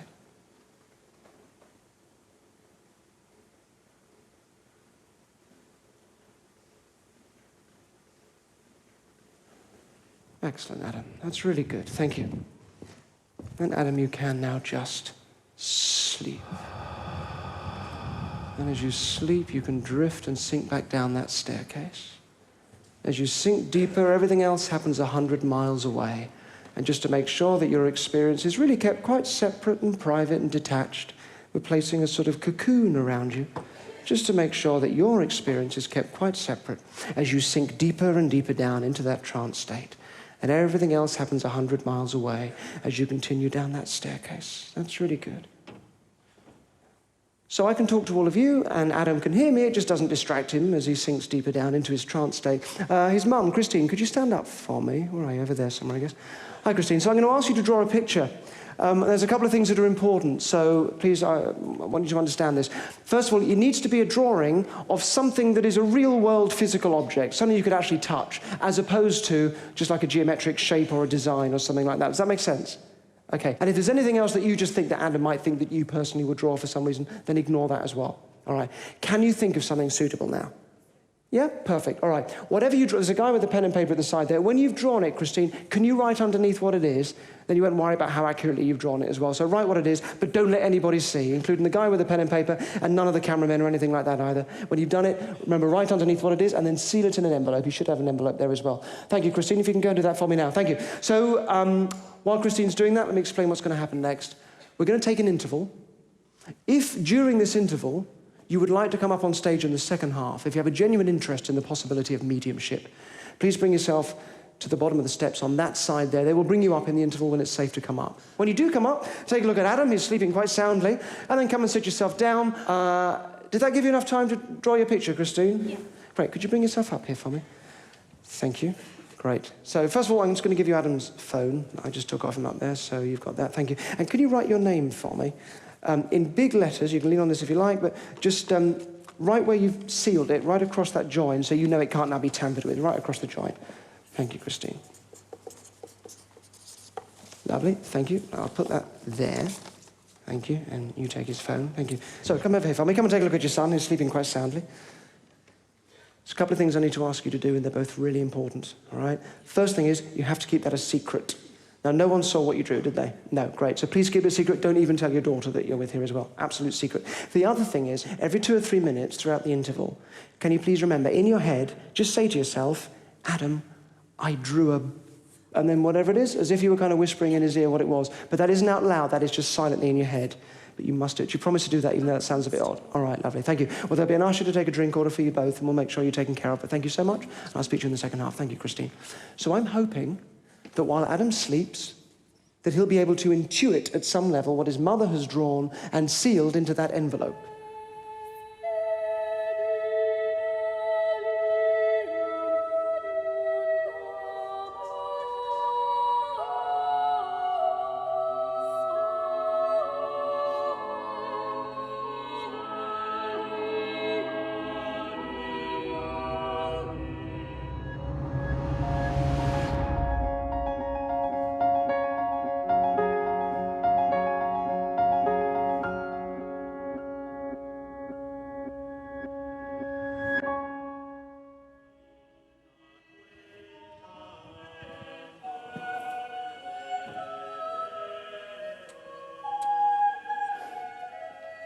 That's really good, Adam. You can just continue to sink and drift down, even more deeply into the sleep, as you find yourself now in a beautiful garden. And as you lay on the grass, and as you feel the warmth of the grass beneath you, and then the fresh air as the breeze blows through the garden, keeping the temperature to the perfect level. And as you do this, I'm going to bring your hands up onto your chest, which will actually help you sleep even more deeply. So I'm going to bring them up here as you continue to sleep. Good. Thank you. Excellent. Just need to get to your stomach, so I'm just going to roll your T-shirt up a little as you sleep. I'm just going to bring this up here and tuck it in. Good. Thank you. Thank you.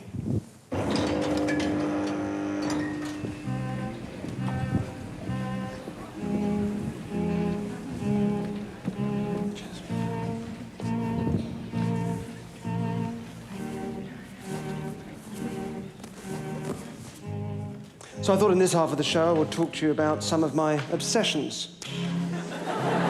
10 years ago, my father called me up to tell me he'd been diagnosed with cancer. And it turned out to be an early form of cancer. It was quite treatable, and 10 years later, he's fine. But at the time, I was quite shaken up by it. And I spoke to a few friends about it. And one girl that I spoke to, that I knew, said, you should take him to see the homeopath that my mum saw when she had cancer. He completely cured it. And I thought, a couple of things. First of all, I thought, yeah, your mum also had 6 months of chemotherapy, which you've just edited out of that story, but okay. And secondly, I know about things like homeopathy because they do interest me. There have been dozens of systematic reviews of all of the hundreds of tests that have been done on homeopathy over the years, proper tests. And we do know now for a fact that it doesn't work. We know that. The results are actually very clear, quite unambiguous. It doesn't work. It doesn't have any real effect. And I tried to nicely explain this to her, and she said, well, it is your dad, though. You could afford to be a bit more open-minded. Open-minded.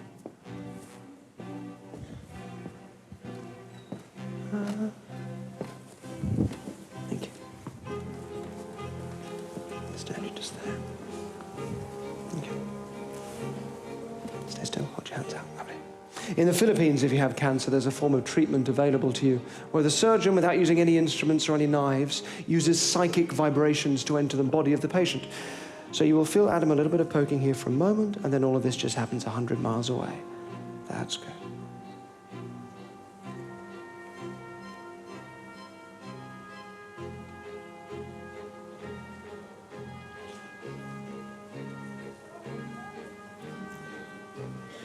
And removes from inside any cancerous tumours or demonized parts.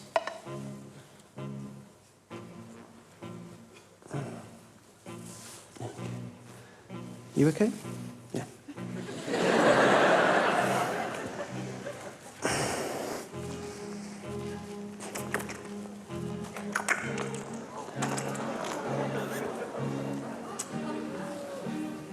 Thank you.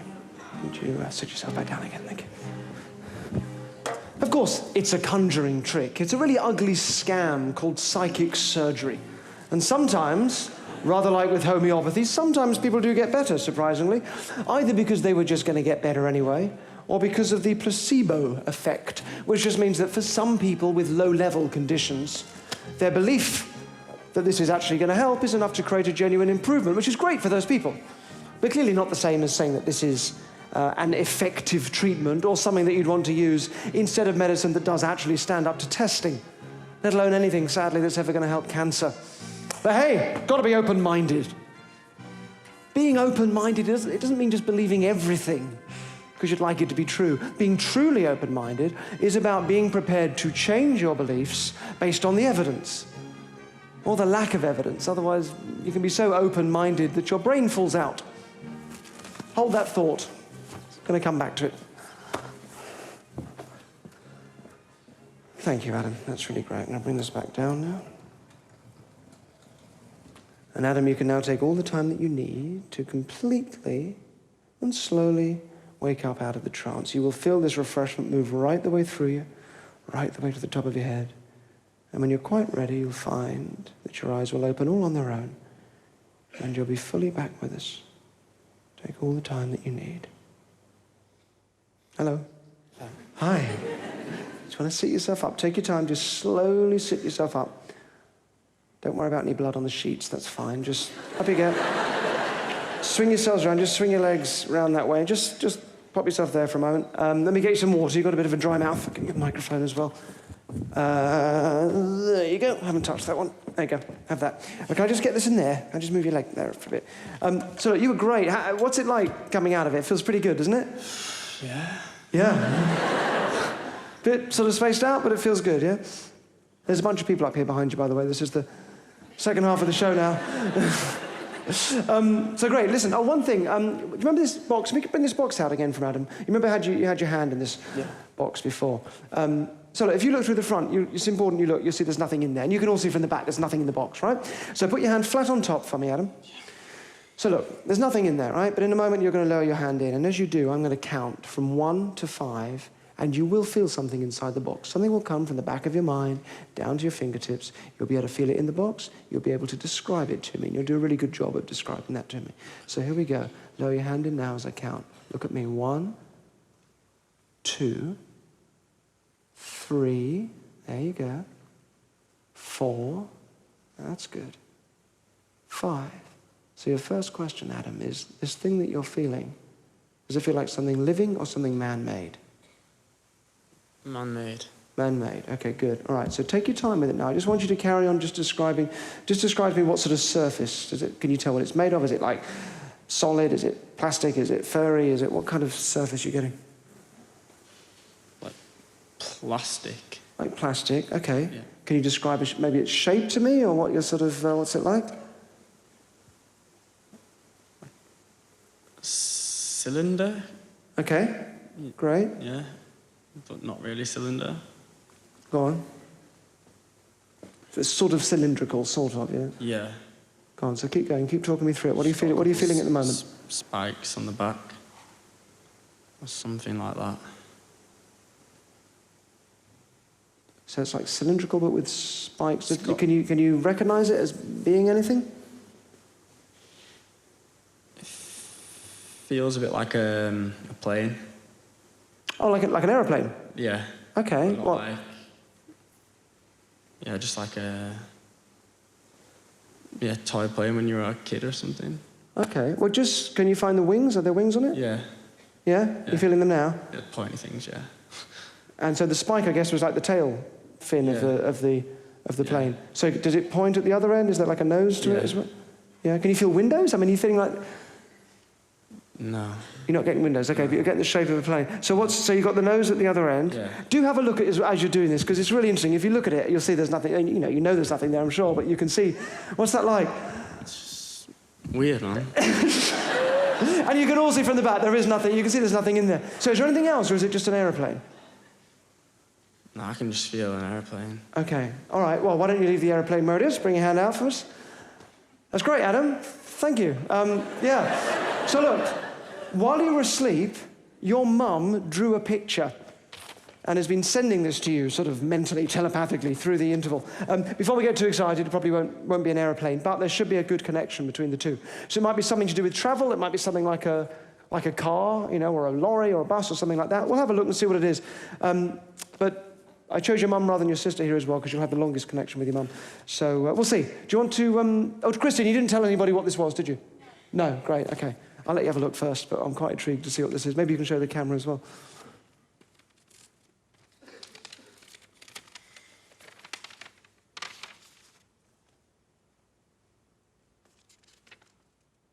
Ooh, wow. That is absolutely spot on. Well done.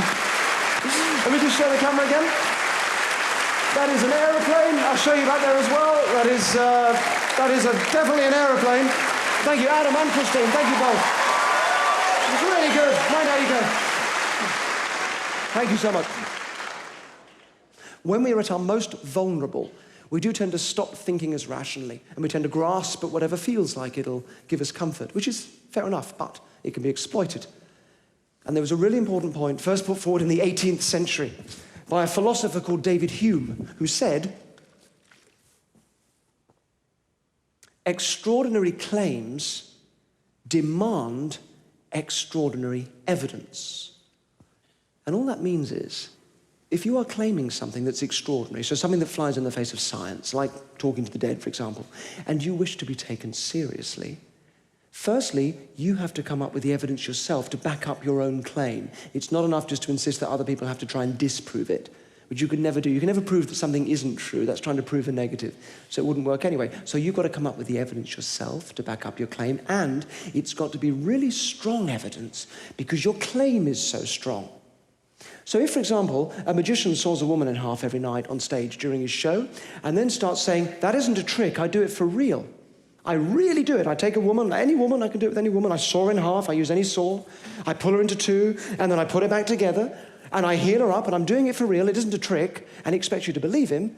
you would say, well, come on, you've got to come up with some pretty strong evidence that you're doing that for real. If you said that, and then he said, you want evidence? Come see my show. I do it every night. That doesn't count. That's not evidence. That's the very thing you're questioning, right? So you would say, well, no, that's all on your terms. Come do the same thing under controlled conditions, and then I'll absolutely believe you.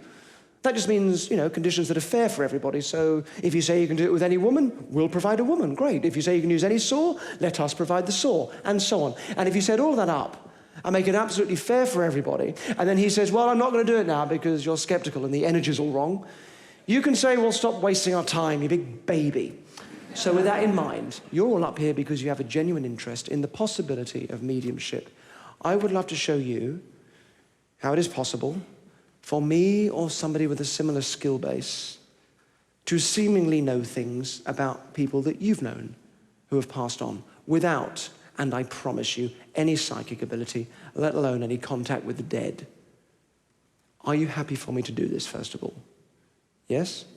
It won't be with all of you, it'll be with a tiny handful of you, but I hope nonetheless that you all take something from this, all right? And we don't know each other, do we? We do not know each other. For that reason, you've written down your first names on cards, which have been collected here in this bowl. So thank you so much for doing that. I'll be plucking your names out as we go along, so I don't know who I'm going to get. Thank you. And also, as we do this, I'm going to write things down on bits of paper, on cards, rather, which will get projected up onto the wall behind you. Please don't look at what I've written. I'll show you, but only after you've given your answers. And just have a quick check. It's always worth doing this nowadays, that I'm not wearing any sort of earpiece. Can you see in my ear there? Nothing there? Happy with that one too? All right, it's important you know I'm not being fed any information. Not that it would help me anyway, all right, as you'll see. Okay, with that in mind, let's begin.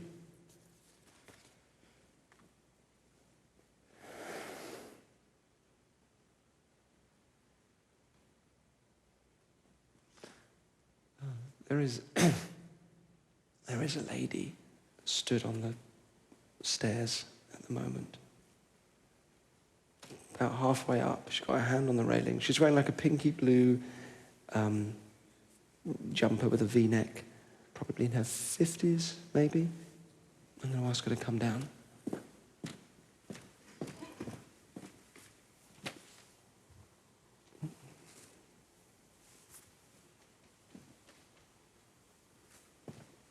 Yeah. Okay.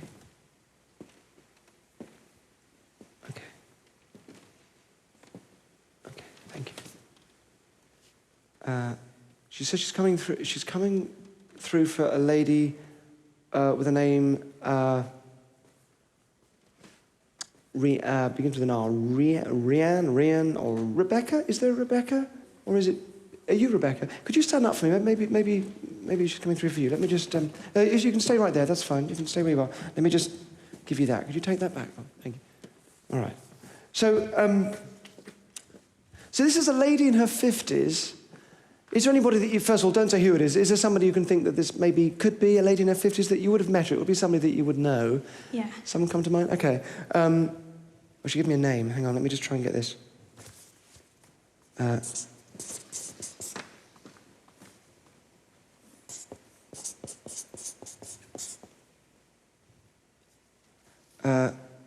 I'm guessing she might have been perhaps, I don't know, maybe grandmother or something like that, or, yeah.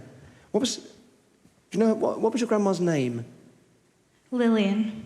Again? Lillian. Lillian. Okay, well, I sort of got Lucy and Lily, so I mean, I think this is probably her. So I think, so Lillian is, she's nodding her head, So Lillian is coming through now for you, Rebecca, so that she can say things to you through me that I couldn't know as proof that she's coming through, all right? It isn't proof, Rebecca. It isn't even the flimsiest form of evidence. It simply doesn't count because these are not controlled conditions for such a claim. Does that make sense? Yeah. Okay, but nonetheless, she's saying, yes. Okay. She's asking if you got the letter. She's asking, did you get the letter? Is what she's saying. Yeah. Obviously, this means something to you. I wasn't sure what that was. What is it? What letter is she talking about? Before she died, she wrote me a letter. Because I was only one. You were only one? Oh, you were little. And so she wrote it for you to read? Yeah. So you did get it and you did read it? When I was 18, she gave it to my mum and said, don't let her read it until she's 18. then that's what she's asking about. So she's asking about this letter as partly to ask and partly as evidence that she's coming through for you, which she isn't, and you understand that. So, look, she's just taking a step back now. I think this is all we're going to hear from her. Sometimes it is so brief. So I think you can probably take a seat for me now, Rebecca. Thank you very much. Let me just take a name out of here. There's a David on top. David, stand up for me. Thank you. If there's any other Davids, feel free to stand as well. Again, if you can pass the microphone back. And forgive me, David, if nobody comes through for you. Again, same thing, all right? If no... No, the lady is for you. Sorry. Okay, this is an older lady as well, possibly. Again, maybe grandmother, perhaps. Oh, I have a name. She says, you haven't known this woman, she's saying, for quite a long time. She can remember how old you were when you last saw her. If you went to if you did go to a medium, is there anybody you would hope would come through for you? My grandma. Your grandma. Do you know how old you were when you last saw her? About 12. About 12. What was her name? Evelyn. Evelyn. We have her here, right? She's right here. If I think back to my grandmother, I can remember like things that happened to her. Is there something you can remember or something you were told about your grandmother, something I could ask, something that wouldn't happen to everyone's grandmother or something not everyone's grandmother would have done? Yeah. Okay. If you can think of that for me, I'm going to ask her to tell me something, but what I find happens in these situations is that she will tell me exactly the same thing that you're thinking of because of the connection between you two at the moment, right? So let me ask her just something that happened when you would have known her. Okay, she's telling me, and she isn't telling me anything, you understand this? I'm making this up, I'm lying to you. She's telling me, I'm going to write this down here.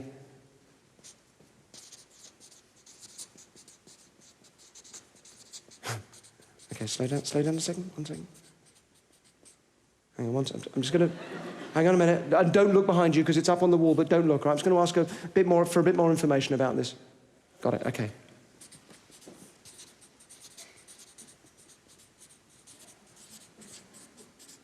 All right. Where did your mind go? When I said for you to think of something that happened, what did you think of? A story my mum told me about my mum and my grandma when they went on holiday. Where did they go? They went to Gibraltar. They went to Gibraltar. What happened? I think they went to Spain, but they went to Gibraltar for a day trip. What happened? She got bit by a monkey on Gibraltar Rock. This is precisely what she's told me. Again, I got bitten by a monkey at Gibraltar Rock. She's heading back. I'll tell you what, I've probably just got time for one more. Oh, no, I won't. No, somebody is pushing their way forward. Okay, okay, I have a lady, there's probably quite a forthright character in life, I would think. There's a lady in her 70s, I would think, early 70s, asking for, I'm sorry, for Georgina? Is there a Georgia or a Georgina? Could you stand up for me? Thank you. So this is a lady in her 70s. I was going to just get have you got the microphone? Can we pass the microphone across? So this is a lady in her 70s. Again, have a little think. I've got a name. She's given me some information about herself. She says, could this be grandmother as well, you're thinking? Yeah. She's got, how old, you may not know. Do you know how old your grandma was when she died? I think she was 72. And her name? Doris. Doris, okay. Again, we have her here, which we don't, all right? Is there something, she's saying, I've got a few people coming up on both sides now, which is making this a little bit tricky, but I just want to focus on Doris here for a moment. She's saying she got sort of brown hair, which is probably maybe unusual for a lady in her 70s, is that right? Yeah. She's not grey. No. Unusually, not grey hair. I can see her, she's very clearly here, which she isn't, again. I've got people coming up on both sides. She's saying she had a dog, that you'd remember her dog. Yes. Is that right? You'd remember her dog, you liked her dog. People coming up on both sides. I've got a lot of I think anybody now that any of you were hoping to contact, I now have coming up on stage. On both sides, as well as the deceased friends and relatives of 2,000 people behind me. I also have making their way up, both sides up here onto the stage. They're all talking at the same time, but I want to get this right because they're all saying the same thing. So I just want to get this right. It's obviously important because they're all saying the same thing. Okay, thank you. All right, I've got it. They are saying if they ever get the chance to communicate with the living, they promise you they will not do it through some needy showbiz performer. They promise you that. No one has the right to trample on your memories of people that you've loved. It's just disgusting. Did you know her dog's name? Zelda. Thank you so much, all of you. Thank you so much for letting me do this. I really, really do appreciate it. Thank you so much. Thank you. Thank you so much. I'm going to ask, let's go 1, 2, 3, 4, 5, 6, 7, 8, 9. 8, 9. Can you 9 just stand yourselves down here? And can the rest of you head back? Thank you so very much for letting me do that. Please give them a hand as they go back. Thank you so much. What's your name? Emma. Nice to meet you, Emma. And you are? Johnny. Emma and Johnny, let's go. Johnny, can you stand behind that table there for me? Thank you so much. Can the rest of you just gather around me here? I just need you to check something, and it's so important. I know I've said this once, but I want you to check again that I'm not wearing any kind of earpiece. Stick your fingers in, have a proper look. Go on. Have a proper look. Go on. Oh, you're actually doing that. People don't normally bother. Yeah. Go on, stick your fingers in, have a proper look. It's so important you know now that what's happening, that I'm doing for real, right? I'm not being fed any information. 2 years ago, I started a memorization project in anticipation of the finale of this show. I memorized 2 iconic works of British fiction. The first one I learnt was this, the complete works of Shakespeare. I learnt these, I have memorized these, this particular edition as well, pretty much word for word. So that's the first thing, complete works of Shakespeare. Any Americans in the audience, very famous novelist. Next iconic work of British fiction are our bus timetables. I've learned number 1 to number 799, so nearly 800 bus routes. And just the routes, just the stops, not the times as well, otherwise that'd be mental. Was it Johnny as well? Yeah, Johnny, thank you. So Johnny, there's a horn here which will be sounding in a minute, pressing the button at the top, a bowl of rice, and some talcum powder. So knock yourself out. I'll explain those in a minute. Can you gather yourselves around here so you've each got a bowl in front of you? Just 4 down this side, 4 down that side. Lovely. Thank you very much. Yeah, just bring yourselves around, 4 on each side. Thank you so much. The bowls all have dice in. You have 1 die each. So if you give them a few rolls, just so you're happy they're all regular dice and so on, which they are. While you're doing that, in the audience, if you have calculators, can you please turn them on for me? Turn on your calculators. If you have an iPhone, please turn it landscape. This is really important. It'll open up the scientific mode. It means you can deal with longer strings of numbers, which you will need.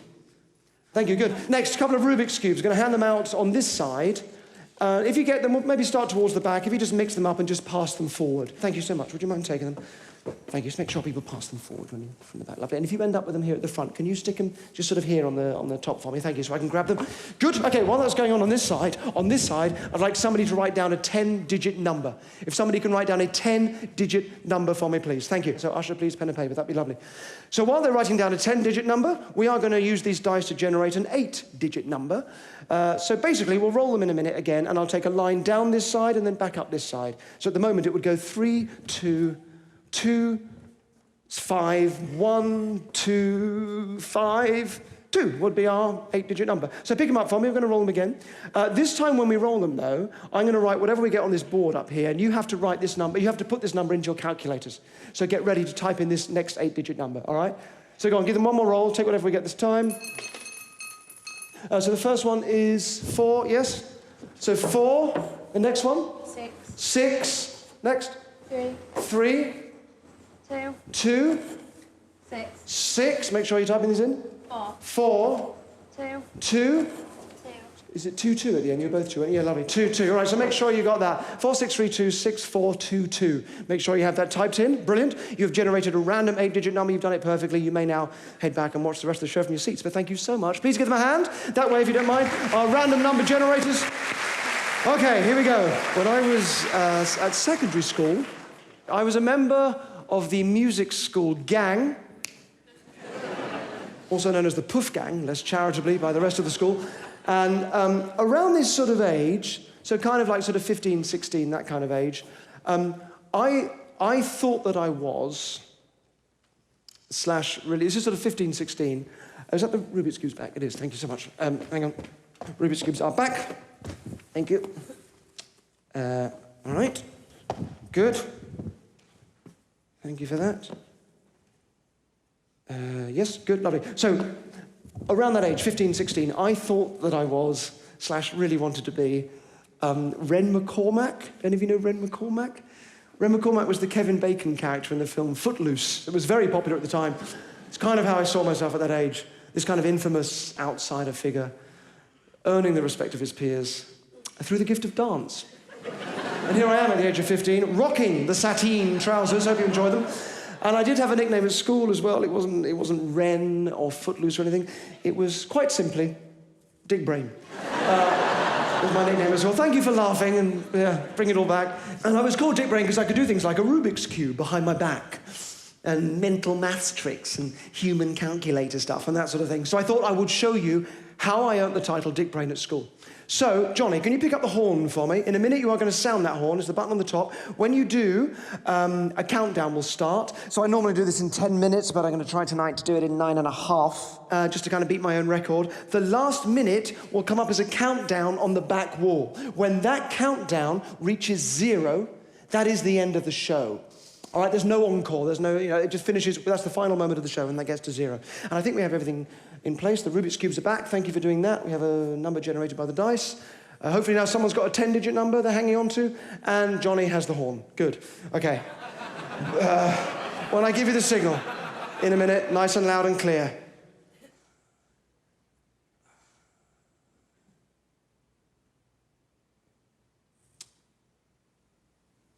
Actually, sorry, or a lot of you will still be at school, or college, university even, if you are a bit of a dick brain, or you just made to feel like one every day when you go in, can I just promise you that all of those really cool kids, the sporty cool guys and the skinny pretty girls, all grew up to have the most boring adult lives and jobs, because they never had to forge their own path when they were younger. They never had to find their own way when they were little. And if you are having to do that now, it is tough. But I promise you, you grew up to have the most brilliant and creative adult life. Yeah? Who ever heard of a musician or an artist who just fitted in really easily at school? Nobody. So dick brains unite. Yes?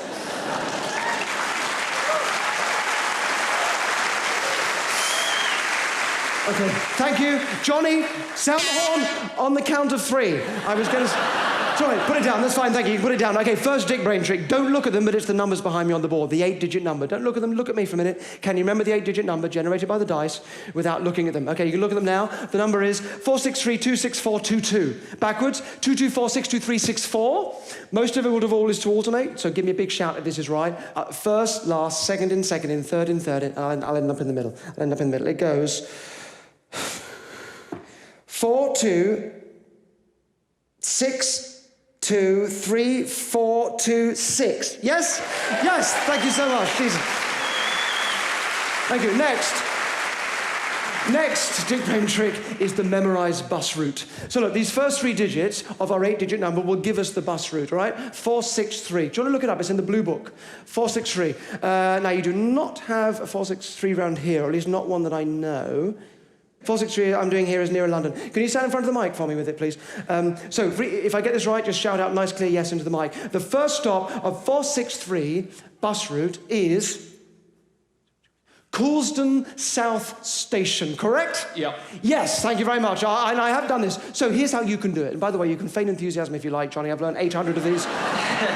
Here's how you can do it. You link pictures together. You turn everything into a picture that you can visualize, and you link it to the next thing. So you have to turn the number into a picture as well. So that's a little bit more tricky. You do it by turning each digit into a letter, and then you make a word out of the letters. So 4, I use an R, because there's an R at the end of 4, right? I use an R. 6, I use a P, because it looks a bit like a P sort of on its side, like a P. And 3, I use an M, because it looks like a 3 on its side, right? So you've got RPM. You make a picture from that, either by adding vowel sounds to make a word, or I just use a record player, because it's RPMs, right? So my image that gives me the first bus stop is a record player, but as it's going round, it's making a fan move. It's sort of operating a fan that is cooling.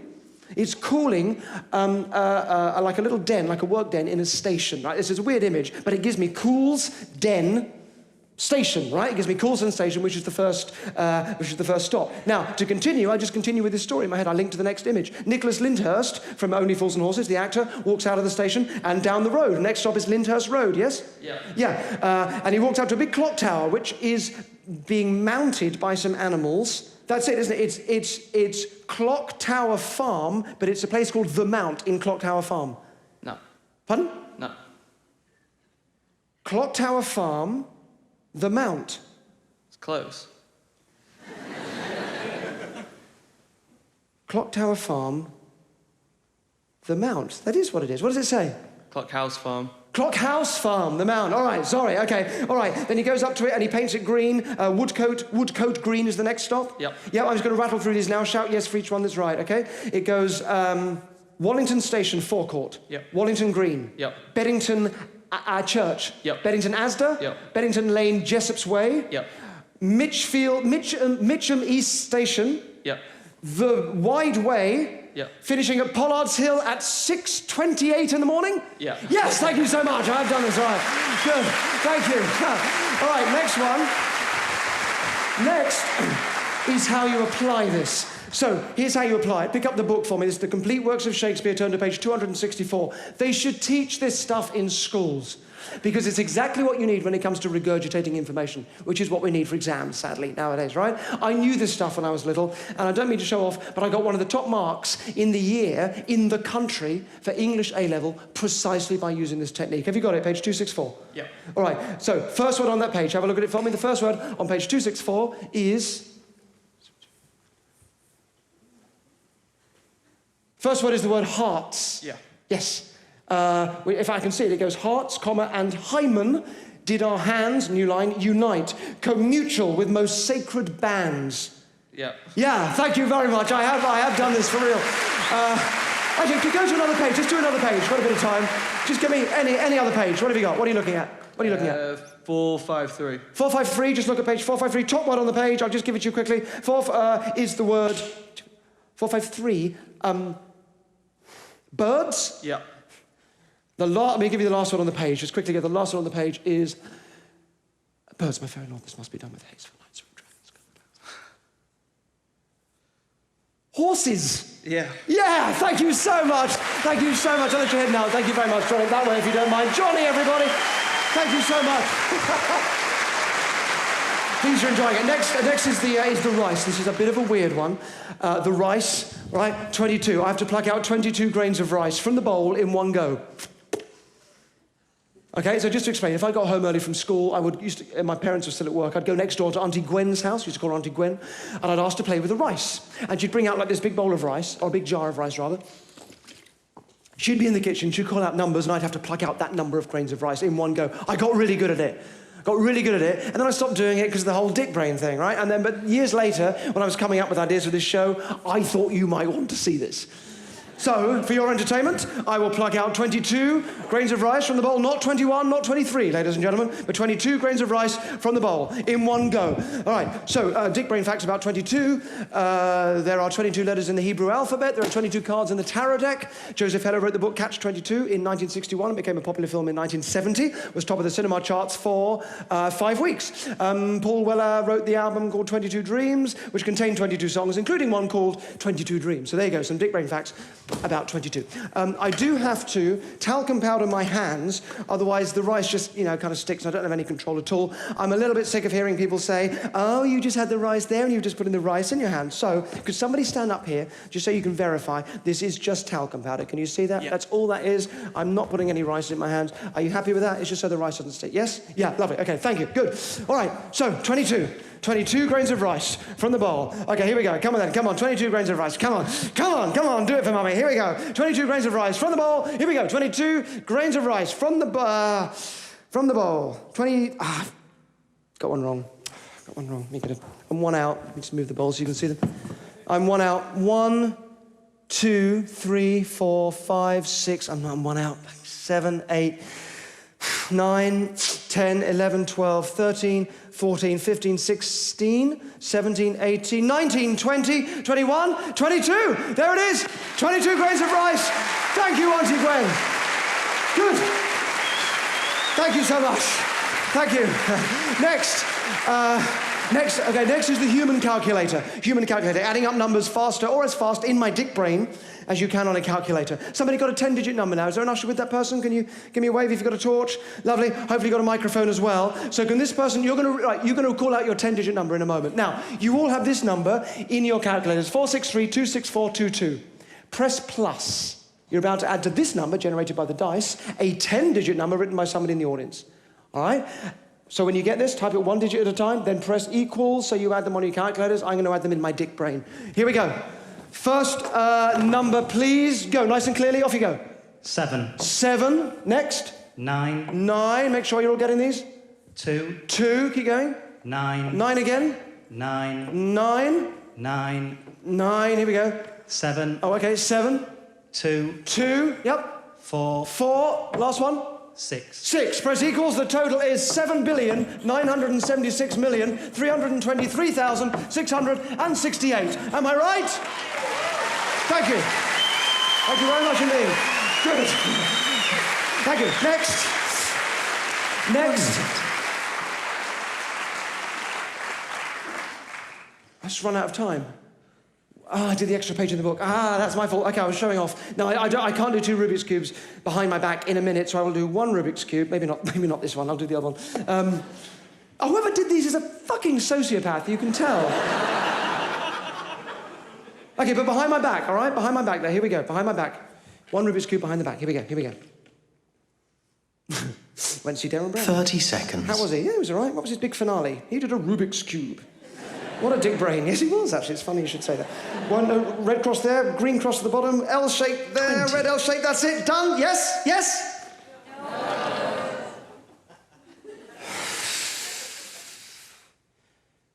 No, I haven't. 10. I have. Look, 9. I've matched 8. that side to that 7. side. Can you see that? 6. 5. And I've matched that 4, side to that side, 3, and that side to that 2, side, and that side to that side, and those 2 match there, and those 2 match there. That's how a dick brain does a Rubik's Cube. I'm a dick brain. I'm Derren Brown. Good night.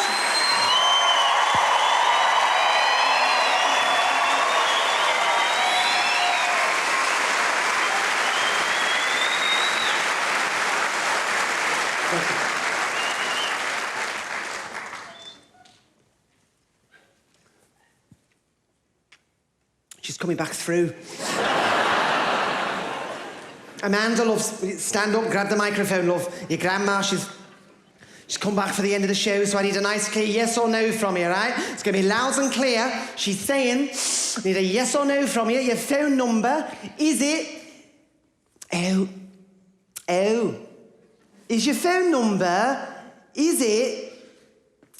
Oh, is your phone number 07976 323668? Yes. Yeah, fuck me, I'm real.